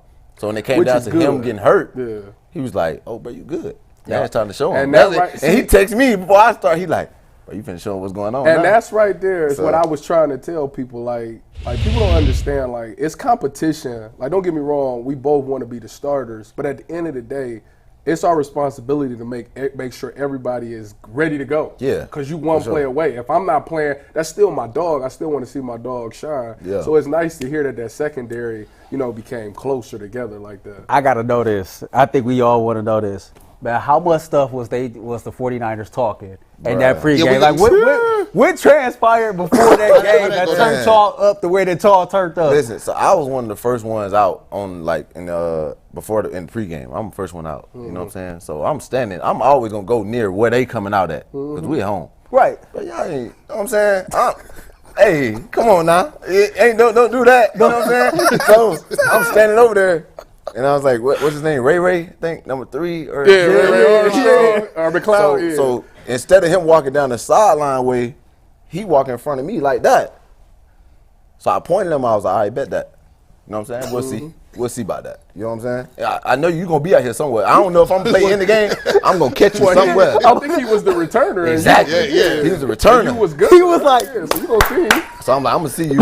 You feel me? So I went back in the locker room. I'm telling them, boy, I'm like, hey, bro, them boys, I don't know. That's funny because I'm like, really be. Maybe I'm tripping right now. Y'all tell me if I'm tripping. It's me. But they was really on one. And then they like, all right, say no more. So now everybody going out for pregame. You know what I'm saying? So we all standing over there now. And then now we come out and we warming up, and they run through our drill. Oh, it's on. Oh, all right, cool. That's just disrespectful. So now we break it down, and all of us turn and we facing them. Now it's like, yeah, what y'all want to do? You know what I'm saying? So then, Debo gonna come over there. Debo did this, and I think he like pushed one. And so when he pushed one, I just pushed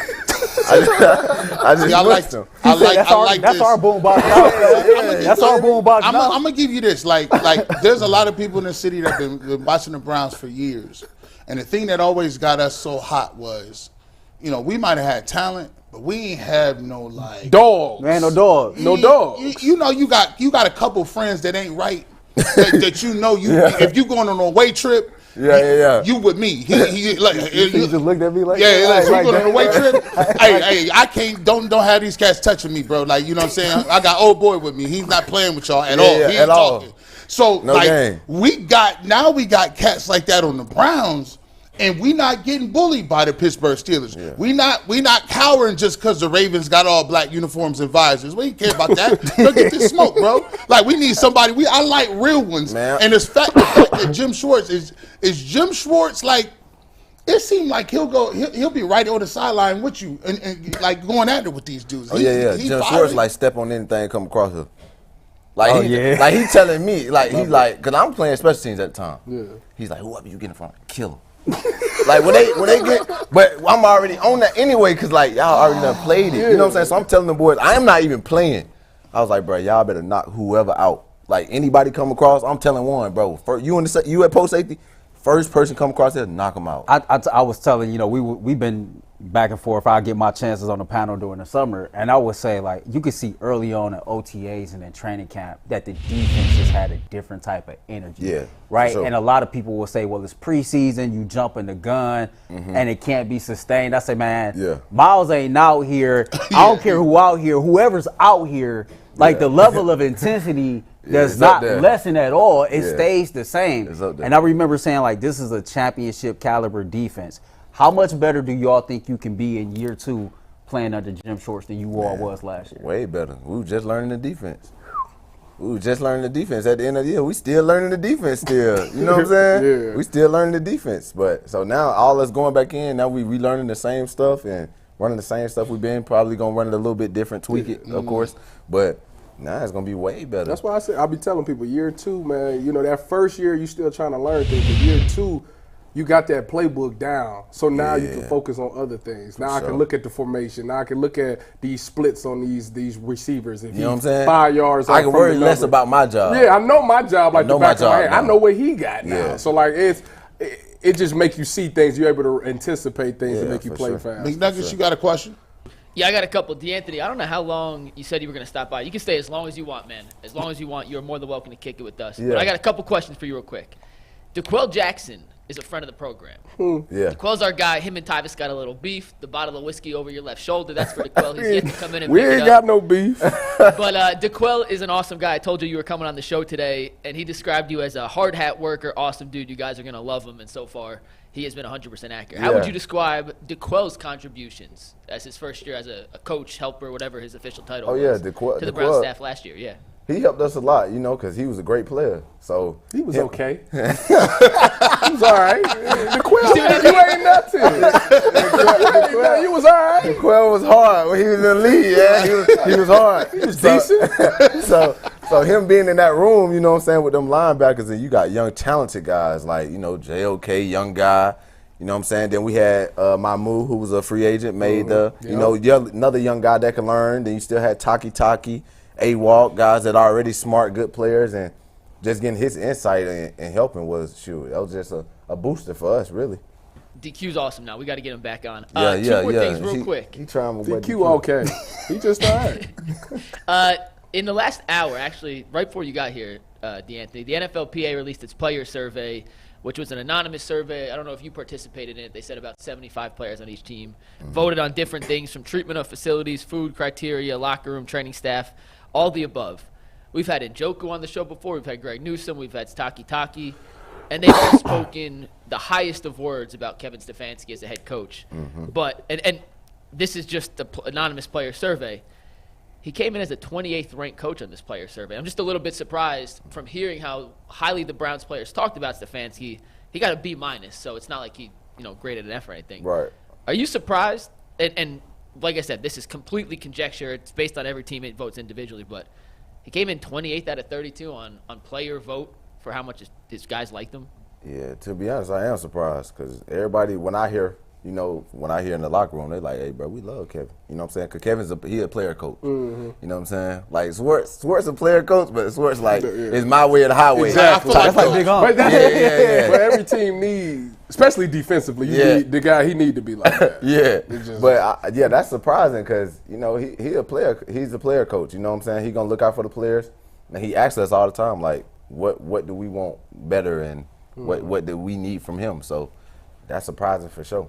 Yeah, it's funny because, you know, my main talking point when it comes to Kevin Stefanski is I think he's a good leader of men. I think sometimes people get too caught up on the play calling, the situational play calling, and things like that. So, you know, when they be like, well, how do you know that? So, like, to that point, you know, him being a leader of men, like, how is it playing for Kevin Stefanski? And you play defense. Like, what impact does he have on you?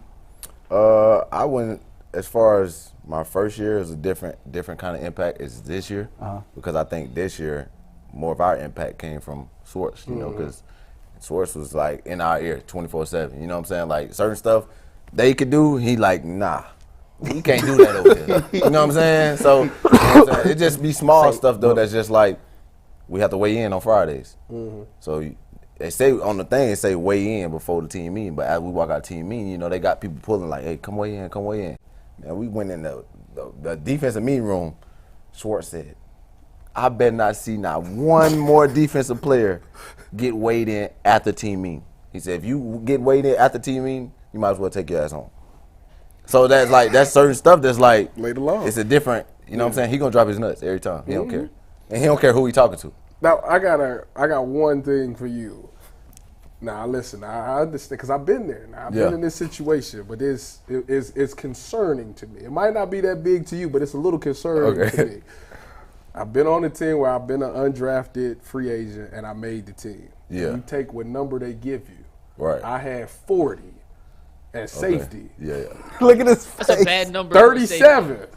You rocking with that? I'm rocking with it. I know your family probably got the jerseys and everything. Yeah, I'm rocking with it. Okay, so if the single digits open, you still rocking 37. I'll probably still rock with it. Okay. But mainly because my first year in college, I wore 3. Okay. My second year of college, I wore 7. Okay. In high school, I played quarterback, I wore 10. And they end up just giving me 37. Okay. So I ain't really realize it. So you said the universe. I ain't realize it until my mom was like, you know, that's really every number you ever wore your whole life. Don't let them put that 40. Your 40 though, your 40 different though. It's terrible. You had a 40 ball. But this the thing.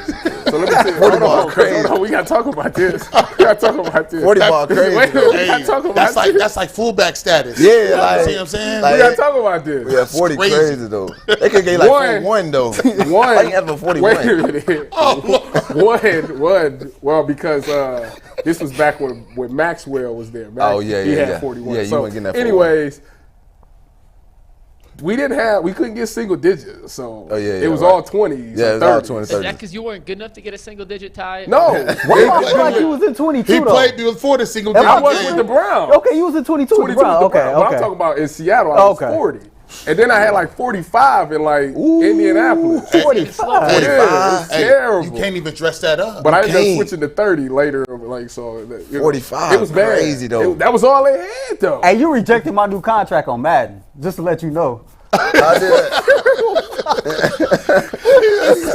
Random thought. You play Madden. No, I know you play Madden. I don't play Madden. Yeah, they rejected your He contract. rejected my contract, so I went ahead and edited, put him on there for 7 years. He ain't going nowhere. You got one more. You got one more speaking of question. numbers, D'Anthony, you know, one thing that's kind of taken off in the last couple of years, not just in the NFL but in the NBA, is the pregame tunnel walking and the outfits you guys put together. Yeah. How much time and preparation do you guys put into an outfit each week? It's not like the NBA where there's 82 games. It's not Major League Baseball where there's 162. Only 17 in football. So how much time and preparation goes into the pregame fit? I don't put no time in. I just go in my closet and be like, I'm what is this? I mean, I could dress though, so it's easy for me. You know what I'm saying? Somebody else might need stylists and all that. Do we have his we have the man? puffer jacket. We have DTR. Do we have his man on here? Do we have DTR on here? Can we get a comment on D'Anthony, him? what'd you think of this fit, by the way? Yeah, get take tag board. Tag board fool on that. What's going on right there? What's your man? Oh yeah. So listen, my boy got the Rick Owen, crop joint. Yep. I don't know what pants he got on. You know what I'm saying? But see me, I probably would have did it a little different, but you know that's his way. You feel me? He got the Rick Owens joint. See, It's that West Coast swag. But he got the Rick Owens, but like that looks like a black diaper on the bottom. That's a black diaper. And he could have got the cut it out. He could have got the jeans with that, but them look like swishy pants. You remember the ones with the cotton inside? The swishy That's pants. crazy. Cause you're gonna go oversized with the Rick pants, right? Yeah. And it's gonna match the same material. Yeah. It's gonna be the same material as the jacket. Maybe they caught him at a bad time. They cropped it off at the bottom. Like he got. You gotta see the whole fit. I gotta see the whole joint. You gotta see the whole fit. They got him. Big Nuggets, did you take He probably that got that on his IG. I'm trying to find it. He probably got that. He probably got that. So I gotta see the whole thing. Yeah, you gotta check the bottoms, dog. Like that. Yeah, I gotta see the whole thing. Missy Elliott shorts. Man. Like you know what I'm saying? What'd you think of This is crazy. He gotta get his man together. He's like, I gotta check the whole thing. I'm not about to be going up there and they on my man like that. That's crazy. Oh yeah, nah, you tripping. Let me see. Yeah, boy, step with that. Let me see. Hold on. Yeah, we finna. He definitely got it Yeah. on his IG. He do. See, he Come pulled on, him out but quickly. Look, Let now. me see. Oh no, that's not It's too all bad. way together, yeah. That's not too bad. The bag is crazy though. Is that a Look, Louis Vuitton see, bag? you see how they judge. It's all about the accessories. That's all. That's crazy. They pleaded a little bit. I'm gonna too. tell him though. I'm gonna tell him. Let him know. I'm about to. DTR. Tell him to pull up. Tell him. I'm gonna tell him you still cuffing your pants. I'm gonna tell him that now. Hey, remember I'm from Georgia now. Hey. I'm gonna tell him you still got cuffs in the bottom of your pants. Cause don't nobody cuff pants no more. That's all I'm saying. We invite these Browns players up here. That's all I'm saying though. Hold on, You my boy. Hold on, you ain't gonna do that. You my boy, Come though. up here with them moonwalking boots. Hey, you look. got on. Don't do that. Now Come look on, at G. I got you. Look at here though. All right. Okay. These is Kobe's. Yo. These is Kobe's. No. They hard. I didn't say I would have rocked those. Okay. I would have. Hey, my boy. I like them is tough. Tyvus, them is tough. He got the Said that, G. Hey, listen, we squared up. He old school too though. Why, you know what I'm saying? He got the sleeve rolled up on the hoodie. It's hot in here. Yeah, you got to wear different shirts. You knew he was coming in here. It's hot in here. You knew he was coming in here. Under the lights. I'm sweating and whatnot. I'm sweating and whatnot. It's hot in here. Yeah, you got to wear shirt sleeves. And I'm rocking my national champion hoodie. What you mean? 2014. That's me. Defense MVP. Check the title, bro. You ain't the only champion up in here. What's wrong with you? You gotta act like you gotta do some history. Okay. Come on now. Okay. This is why they don't have more than this. Okay. Step. You see, if you want to know what a day in the life as a black person is, This is it right here. you see how comfortable we is. We don't even know each other. We just go right to you got the cuff on. That has been Just be kicking it, man. context. All we got is emojis in the chat right now. So you guys are killing it. Man, you know, look, we got the team. Who is really just over the top? Like, who is somebody in the locker room when we talk about this gear? Because we passionate about the gear. We passionate about the fits, obviously. Who got the craziest, who got the craziest gear where you just like, oh, this dude is doing too much. Like, he really killing cats. Like, when you go back and forth with somebody, you like, I got you, though. Like, I got more than you. I got Who somebody. got the craziest joints? So when they walk in, he be like, man, we ain't even worried about him no more. His joints crazy. I ain't gonna lie, we got a couple people. Like A-Walk probably got every cleat you can think of, bro. For real? Man, A-Walk that boy might come in with some Jordan cleats, like fives, the brown color door. Oh, like, wow. he got the brown junk. Like, how you even get them, you know what I'm saying? And then you got Grant. Grant got he be having custom cleats. He got the custom Mason Me Hard, black and white junk. I'm like, bro, y'all boys got that cheese. Who they know? Hey, I'm trying to find out too. Like, I mean, look, I don't play no more, but I still take some fire. Man, listen, I'm coming to the game. I got regular Nike, all black jumps on. All I did was put the white shoestrings on. You know what I'm saying? just freaking like now. When it comes to it, like, how do you? I'm real big on this. Like, you know what I'm saying? If you're around some people, and you know they got the bag. You maybe even watching some of these dudes before you got in the league, so you know they got the bag. Like, you seem like the type of person, your peoples, they got a strong background. They're not about to let you go out like that. They're like, whoa, you're not about to buy gold. That you got 3 more years. You need to budget on that. Like, how do you hold yourself down from being like, I'm trying to keep up with everybody else, or I want to go look like a certain thing, but I might not be at a position where I can really do that comfortably. Think about the hood.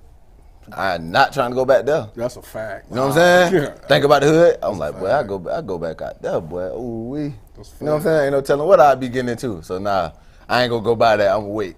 I'll wait on that. Yeah. I don't want to go back to the hood. So I'm thinking about. I'm wait on that. Yeah. It'll come around. That's key. Yeah. So when you got your first check, cause see, everybody has this moment, you know, when you get that first NFL check, you know, I don't know what it is nowadays. It was, for me, it was like 17 bands first game. Right. Probably way more than that now. But anyways, what was the first thing you like, man, listen, I always wanted this when I was a kid. I'm gonna go ahead and make this big purchase. So my first big purchase was probably my truck. I got a TRX. Woo, my man! My man, is it growling?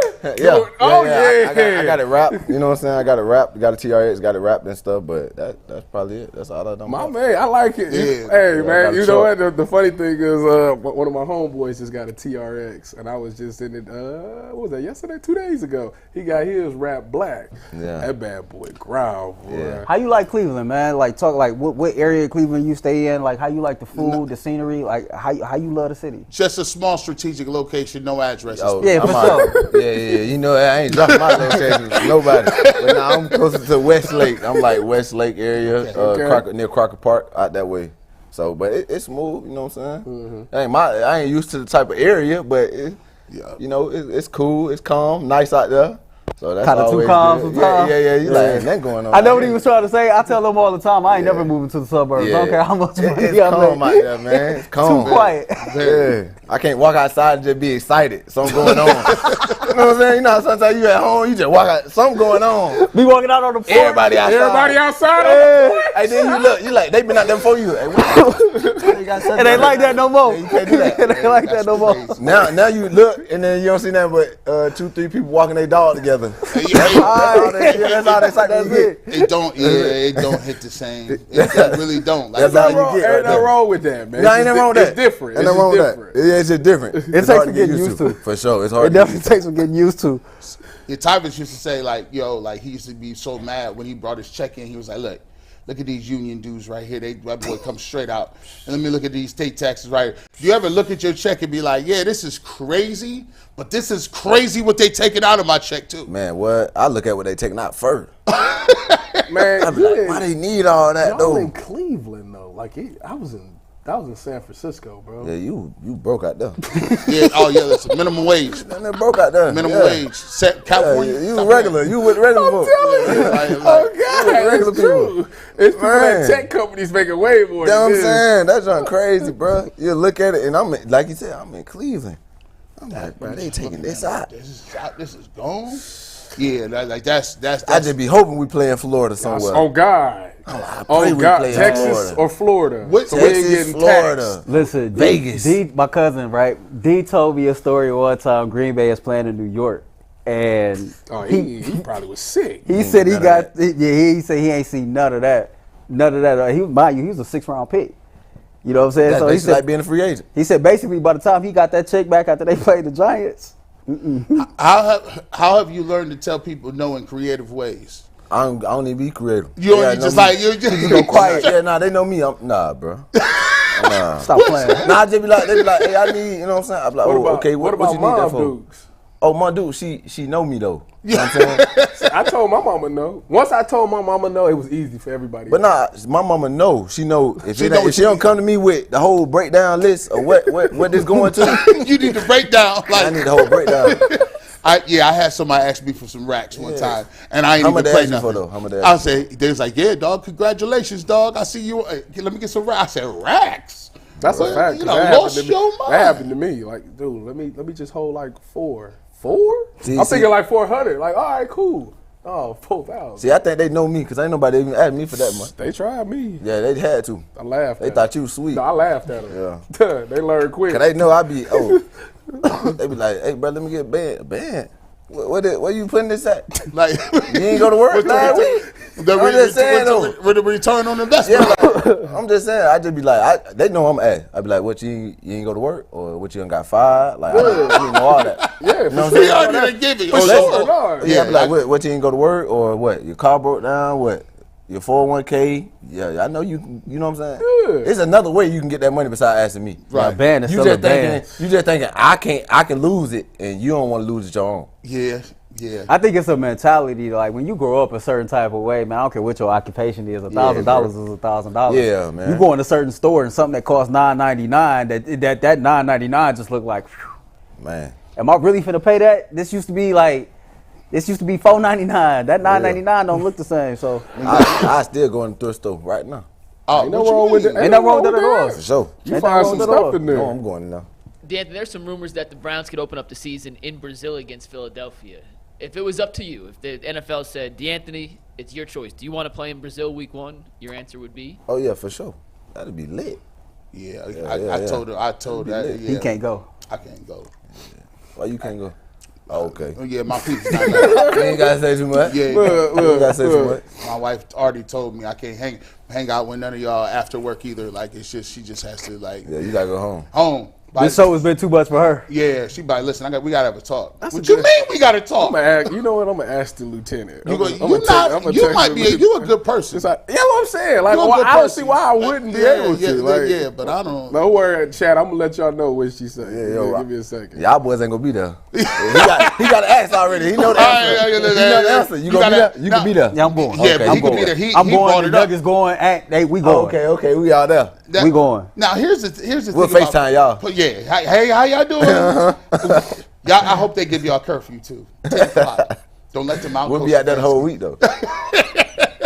We'll be out there the whole week. We'll be good. You know what's so crazy is I always think about different things like fines. Like, what is some things that, like, you know, maybe people might not know about, like different rules that NFL that players have that like fans think that y'all don't got or wouldn't know that y'all got different rules where it's like, yo, you can't do that, you get fined, you can't do this. Man, you can't do a lot of stuff, bro. They sent out a whole little rule book, man. But I think the only one that got me when they was like, if you over a pound, it was like a $700 and something a pound. Wow. They got it. You was overweight? Nah, but I'm looking at somebody else. I'm like, you know what I'm saying? I'm just in the background like this. But it depends on like. Yeah. Some teams be like, you good. Yeah. You know what I'm saying? They checking. When I was playing in college, I used to gain like 10, 15. Y'all feed us too much. We on the road. 10, 15, boy, you been broke. Yeah, like 10, 15 pounds. I'm like, you gain that much weight? Heck shit. Ain't no way you was broke. you? You was gonna be broke. Man, I was like, look, bro, like But how it is though is Yeah, you gotta want range. it's a range. Yeah. You get like a 5 pound Yeah, you range. get 5 pounds. Man, I'm like, I need new pants. I need new pants, dog. Give me Hey, new. D'Anthony, what is your this upcoming season? What's your goals for this year? Like, what is something that you look to improve to be better at this season? Probably just being a better teammate. You know what I'm saying? Being a more vocal teammate to my teammates. You know what I'm saying? So all the coaches be telling me like I have the ability to be more vocal. You know what I'm saying? Because me, I'm a lead by example type of person. Yeah. So they was like, man, you done. Everybody respect you for what you do. So you can be more vocal and talk about stuff and lay down. I think for sure, like your story and just sitting here talking to you, I think that for sure people would definitely respect the things that you have to say. And every year, you know, it's going to be a group of undrafted people that's going to come in. Don't get me wrong, they're going to be hungry and all of that. But I think if you just talking to you and hearing your story and seeing how you made it, they're going to look up to you because you're literally a living proof that they got a shot. Yeah. And the one thing that I respected when I played in Seattle as a rookie was that now they would solidify all the LOB. This was back when the LOB was there. I don't know what they got going on now, but the LOB was there. What I respected was they made it their job and their mission to make sure that you was good. Oh, okay. Yeah. Like, because obviously, you know, the preseason, you're not just auditioning for your team, you're auditioning for every other team. For sure. And their goal was everybody in this room gets signed or picked up by somewhere. Yeah. So I respected that. So they literally gave you the game plan because they wanted to see you succeed. For sure. And I feel like with you can have that same impact on a young dude. I think he done already did it, though. That's what I did with Ronnie Hickman I was this just about year. to say that. Ronnie, me Go and Bucks. Ronnie was Bucks. talking to me a lot. And Mahmoud, both of them came to me almost every day. Like, Mahmoud came to me first day. He's like, bro, how you make the team? Yeah. I was like, bro, get the ball. I said, bro, make sure you always around the ball. If you always be around the ball, you always got a chance. You get that ball, they can't. Be around the ball. You know what I'm saying? Yeah. If somebody pop up with this film, and every time they cut this mug on, they cut a play on, you always near the ball. They like, bro, that man getting to the ball. Even in practice, I'm running to the ball. Because soon they cut that film on, they gonna be like, damn, 3-7 now. He always Yeah, around the 3-7, ball. always around that ball. Yeah. Who was like one of the best players you played against? Like on the opposing team, you like you seen him before, but you saw him up close. It's like, dang, they kind of nice. I ain't even know he's nice like that. I ain't gonna lie. My first year when we played the Chargers, that boy Herbert liked that though.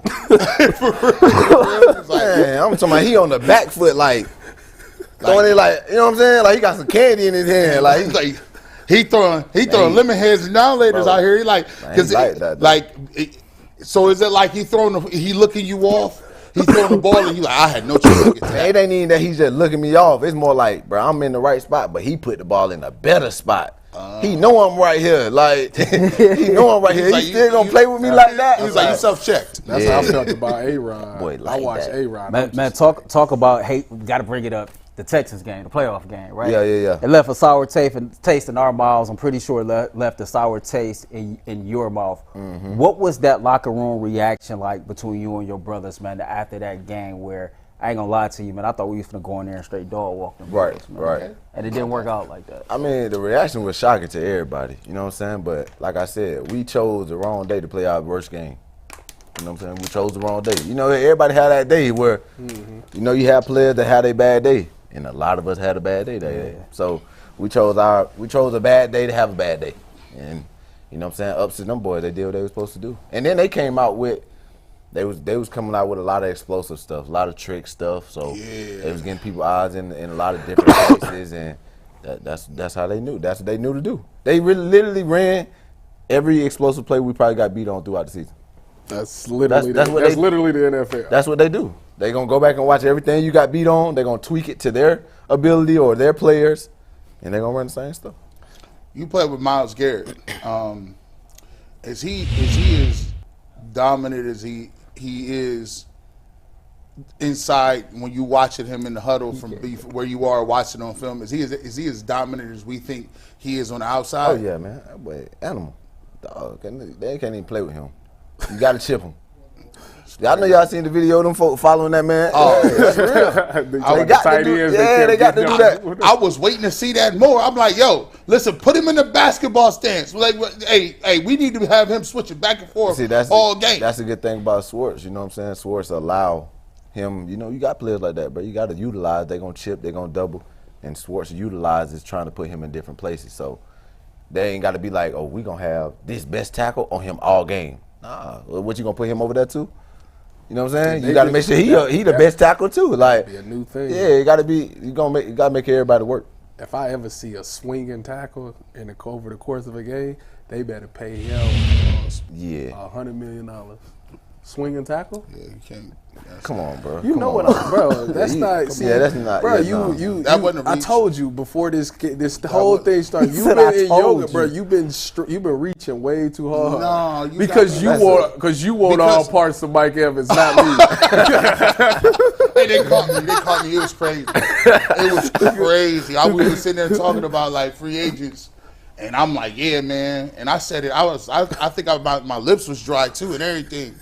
I was like, man, I want all parts of Mike Evans. I was like, whoa, my bad. Hey, man, my bad. Like it was crazy.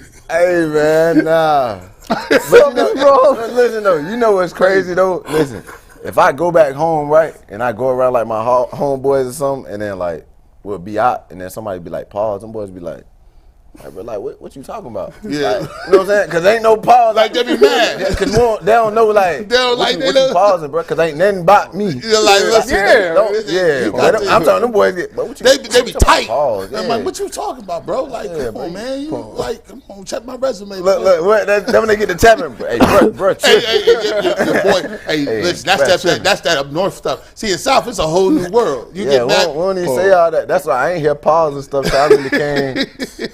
Up this northern, watch what you say, bro. But they be like, listen, I'm like, man, come on, man. Yeah, like, we won't say that down there. Like, there's a lot of lingo up north, man. You know, you look across the entire NFL. If you look at like the safety group, the corner group, you know, you put all of our DBs combined, right? I think we might have the overall best group, like through and through, throughout the league. What would you say that's pretty accurate? best in the world. I mean, they proved it. Y'all kind of proved that this year with all the injuries. Yeah, y'all got 7 safeties, dog. Y'all got 10 safeties, dog. Best in the world, man. 7 safeties. If y'all listen, you know, I'm working in the booth, in the radio booth. You know, if you ever tweak a hamstring or about something 240 like now. Right, y'all listen. I am 245, but that's the thing. Listen, I can trim that down. I could be 220 by next week. You feel me? What you played at? What did I? What weight? I was 215. I played corner at 215. Corner and safety. So I came into the league. In college, I played safety. Okay. When I went to Seattle, the big thing was they like the tall corners.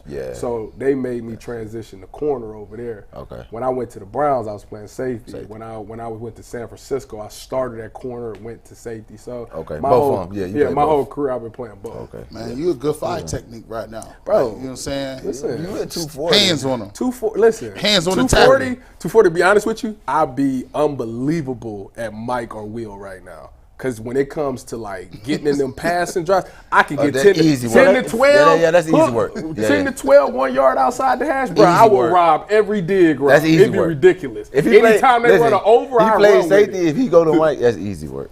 It's the same. It's literally like the same thing. Now run, support, pulling. You gotta have a mentality for that. You gotta have a mentality. I'm 30 now, so I really don't care about a lot of guards things. are straight releasing on you. Straight release. Don't even touch the three. The guards? I got my. Yeah, you got to work on this inside game. Listen, I use my hands. I play with my hands. Now y'all gonna let him get away with that? I use my hands. Earl, you gonna let him get away with that? Man, we talking football. Like, come on, man. You got super chats, man. Come on, man. See, that's why you biased, Earl. You gonna let him get away with that? D'Anthony, one last question real quick. Do you think the NFL should allow the tush push, or should that be an illegal play? I can Something's wrong with this whole team. Do you think the NFL should ban the tush push? Oh, the tush push. They said they was gonna ban it. Me, I don't care personally. Don't let them get that close. I have an idea to stop it. I pitched this to Joe Thomas. He came on the show. Brace I pitched yourself. this to Jay Just Gruden. brace yourself. All right, I'm listening. So you can take this back to Jim Schwartz if you want. I'll fully give you credit. All But right, I think the way to stop the tush push is you got to sneak a knife into one of your defensive tackles. Any one of the defensive tackles can have a knife. And then if they want to do a tush push, go ahead, but you might get shanked. What are you It's the give and take. The give and take of doing a push. They might not do no tush push, but whoever did that ain't gonna be making no more money in the league. Physical? Are you talking about a real? I'm talking about a shank, yeah. He said shank. A knife, shank, you pick McNuggets. My wife texted me back. She said, HE double hockey sticks, yeah, I can go. Yeah, we'll see you in Brazil. So I'll be in Brazil. Yeah, I told him he was out of pocket for that though, man. Like he tried to like they try to make it out the hood. Then he say shank too. Yeah, shank. He said whatever you got to do to stop the tush push. He want prison cells. Real quick before we read the super chats. Hey, what's so funny is, wait, Big Nuggets. What's your favorite movie of all time, man? Shawshank. Yeah, it is. I ain't scared. He want prison cells. Yeah, D'Anthony, by the way, everyone in the comments says you're more than welcome back whenever you want. We have the open invite, so if you ever want to come back, talk some ball with us, you are more than welcome. Let's get to it. How many people saw about my cuffs? Stop playing around. Chats.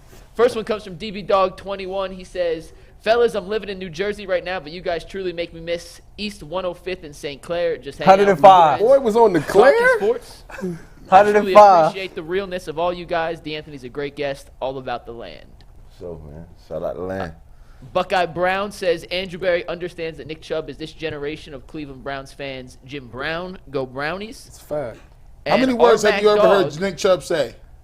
Oh no, Nick Chubb be talking. He be talking? Yeah. He just don't talk to us. He doesn't have don't a talk cap. to us. Nick Chubb be literally He in said, the do we chat. have captions? Nick Chubb be talking. Okay. Yeah, yeah. They say he You like know, that. we both from Georgia, so. They say it's like a game y'all play in the locker room, and he like run it. I don't know what it is. What game? What game that is? I don't think it's ping pong. Nah, that's probably when we had the four square. Yeah, that's it. Yeah, Chubb like That's the game. Four square handball? Man, They said he. Oh, y'all ain't They trying to said he was running it. Chubb was gonna do so dirty. That's what He's I a goat heard. on four That's what I heard. Chubb was GOAT on that. And last super chat comes from R Mac Dog. He said, I agree with your guys' assessment 100% that the Cavs are winning in spite of JB's coaching. Do you guys think Kevin Ollie would be a better fit for the Cavs? Do you think JB is the championship coach? The JB thing, I mean, listen, JB messed up in the playoffs. I got to see what he do in the playoffs. Like you got the Johns and the Joes this year. If you can't get it done in the playoffs, I think you the answer that you can't get it done. I always respect the guy who likes defense, and that offense does look better. Now that they are taking those 43s a game, you know, and they're putting up all these points, and they're able to battle some of these good teams in the East. Like, I respect what he's doing. But at the end of the day, I need to see what you do in the playoffs, because every time you got into the playoffs, the play-in game, you fumbled those games. Last year, you fumbled the Knicks series. So if you can't get it done this year, I think you're the last option. So that's my whole take on JB. Did you see the shot last night, D'Anthony? Did you see the shot last night? Oh yeah, MJ had sent it to me because he was at the game. Mark Emerson, yeah. Now, so Is he feet on the wood? Yeah. I wouldn't have been feet on the wood. I wouldn't have been either. But he was. I was going to ask him you somewhere. I was going to ask you, is there a limit to what you're going to play on these tickets? Like, you know what I'm saying? I think I seen DeJuan Jones jumping up around behind like the seat. I'm like, Yeah, he was. He was? He's jumping around. I'm like, dang, bro, that dude is big on TV right now. I ain't gonna lie. That Bucks. man's so huge, bro. Pause. Go Bucks. Bro, don't. That one was bad. Now that one was bad. No. That was Bad. Now look, see? Yeah. Now they That He's one one was, of us. that one was bad. I can't, like, you can't. Come on. What you supposed to say? That's getting added to the montage. If somebody, What'd you say? That one's getting added to the montage. Hey, do you ever watch? Hey, you gotta watch this show, man. My man Ant cooked up some crazy ass montage. I just want to know though, what you supposed to say when somebody are wide and tall? He's a big figure. He's Man, see y'all trying to statuesque. He's a big Statuesque. Man, You know what I'm saying? Y'all trying. Hey, so do Miles be hooking y'all up with the Cavs tickets, or y'all gotta go get those on your own? If you hit him, he'll look up. All right, wrap it up. Hey, we gotta go. We gotta go. We gotta Miles. go. Hey, shout out to you, bro. Shout Shout out to Anthony Bell, D'Anthony man. Bell, he's a top 5 guest. Top 5. He done moved to the top 5. If you don't pull up, you don't Go count. ahead. That's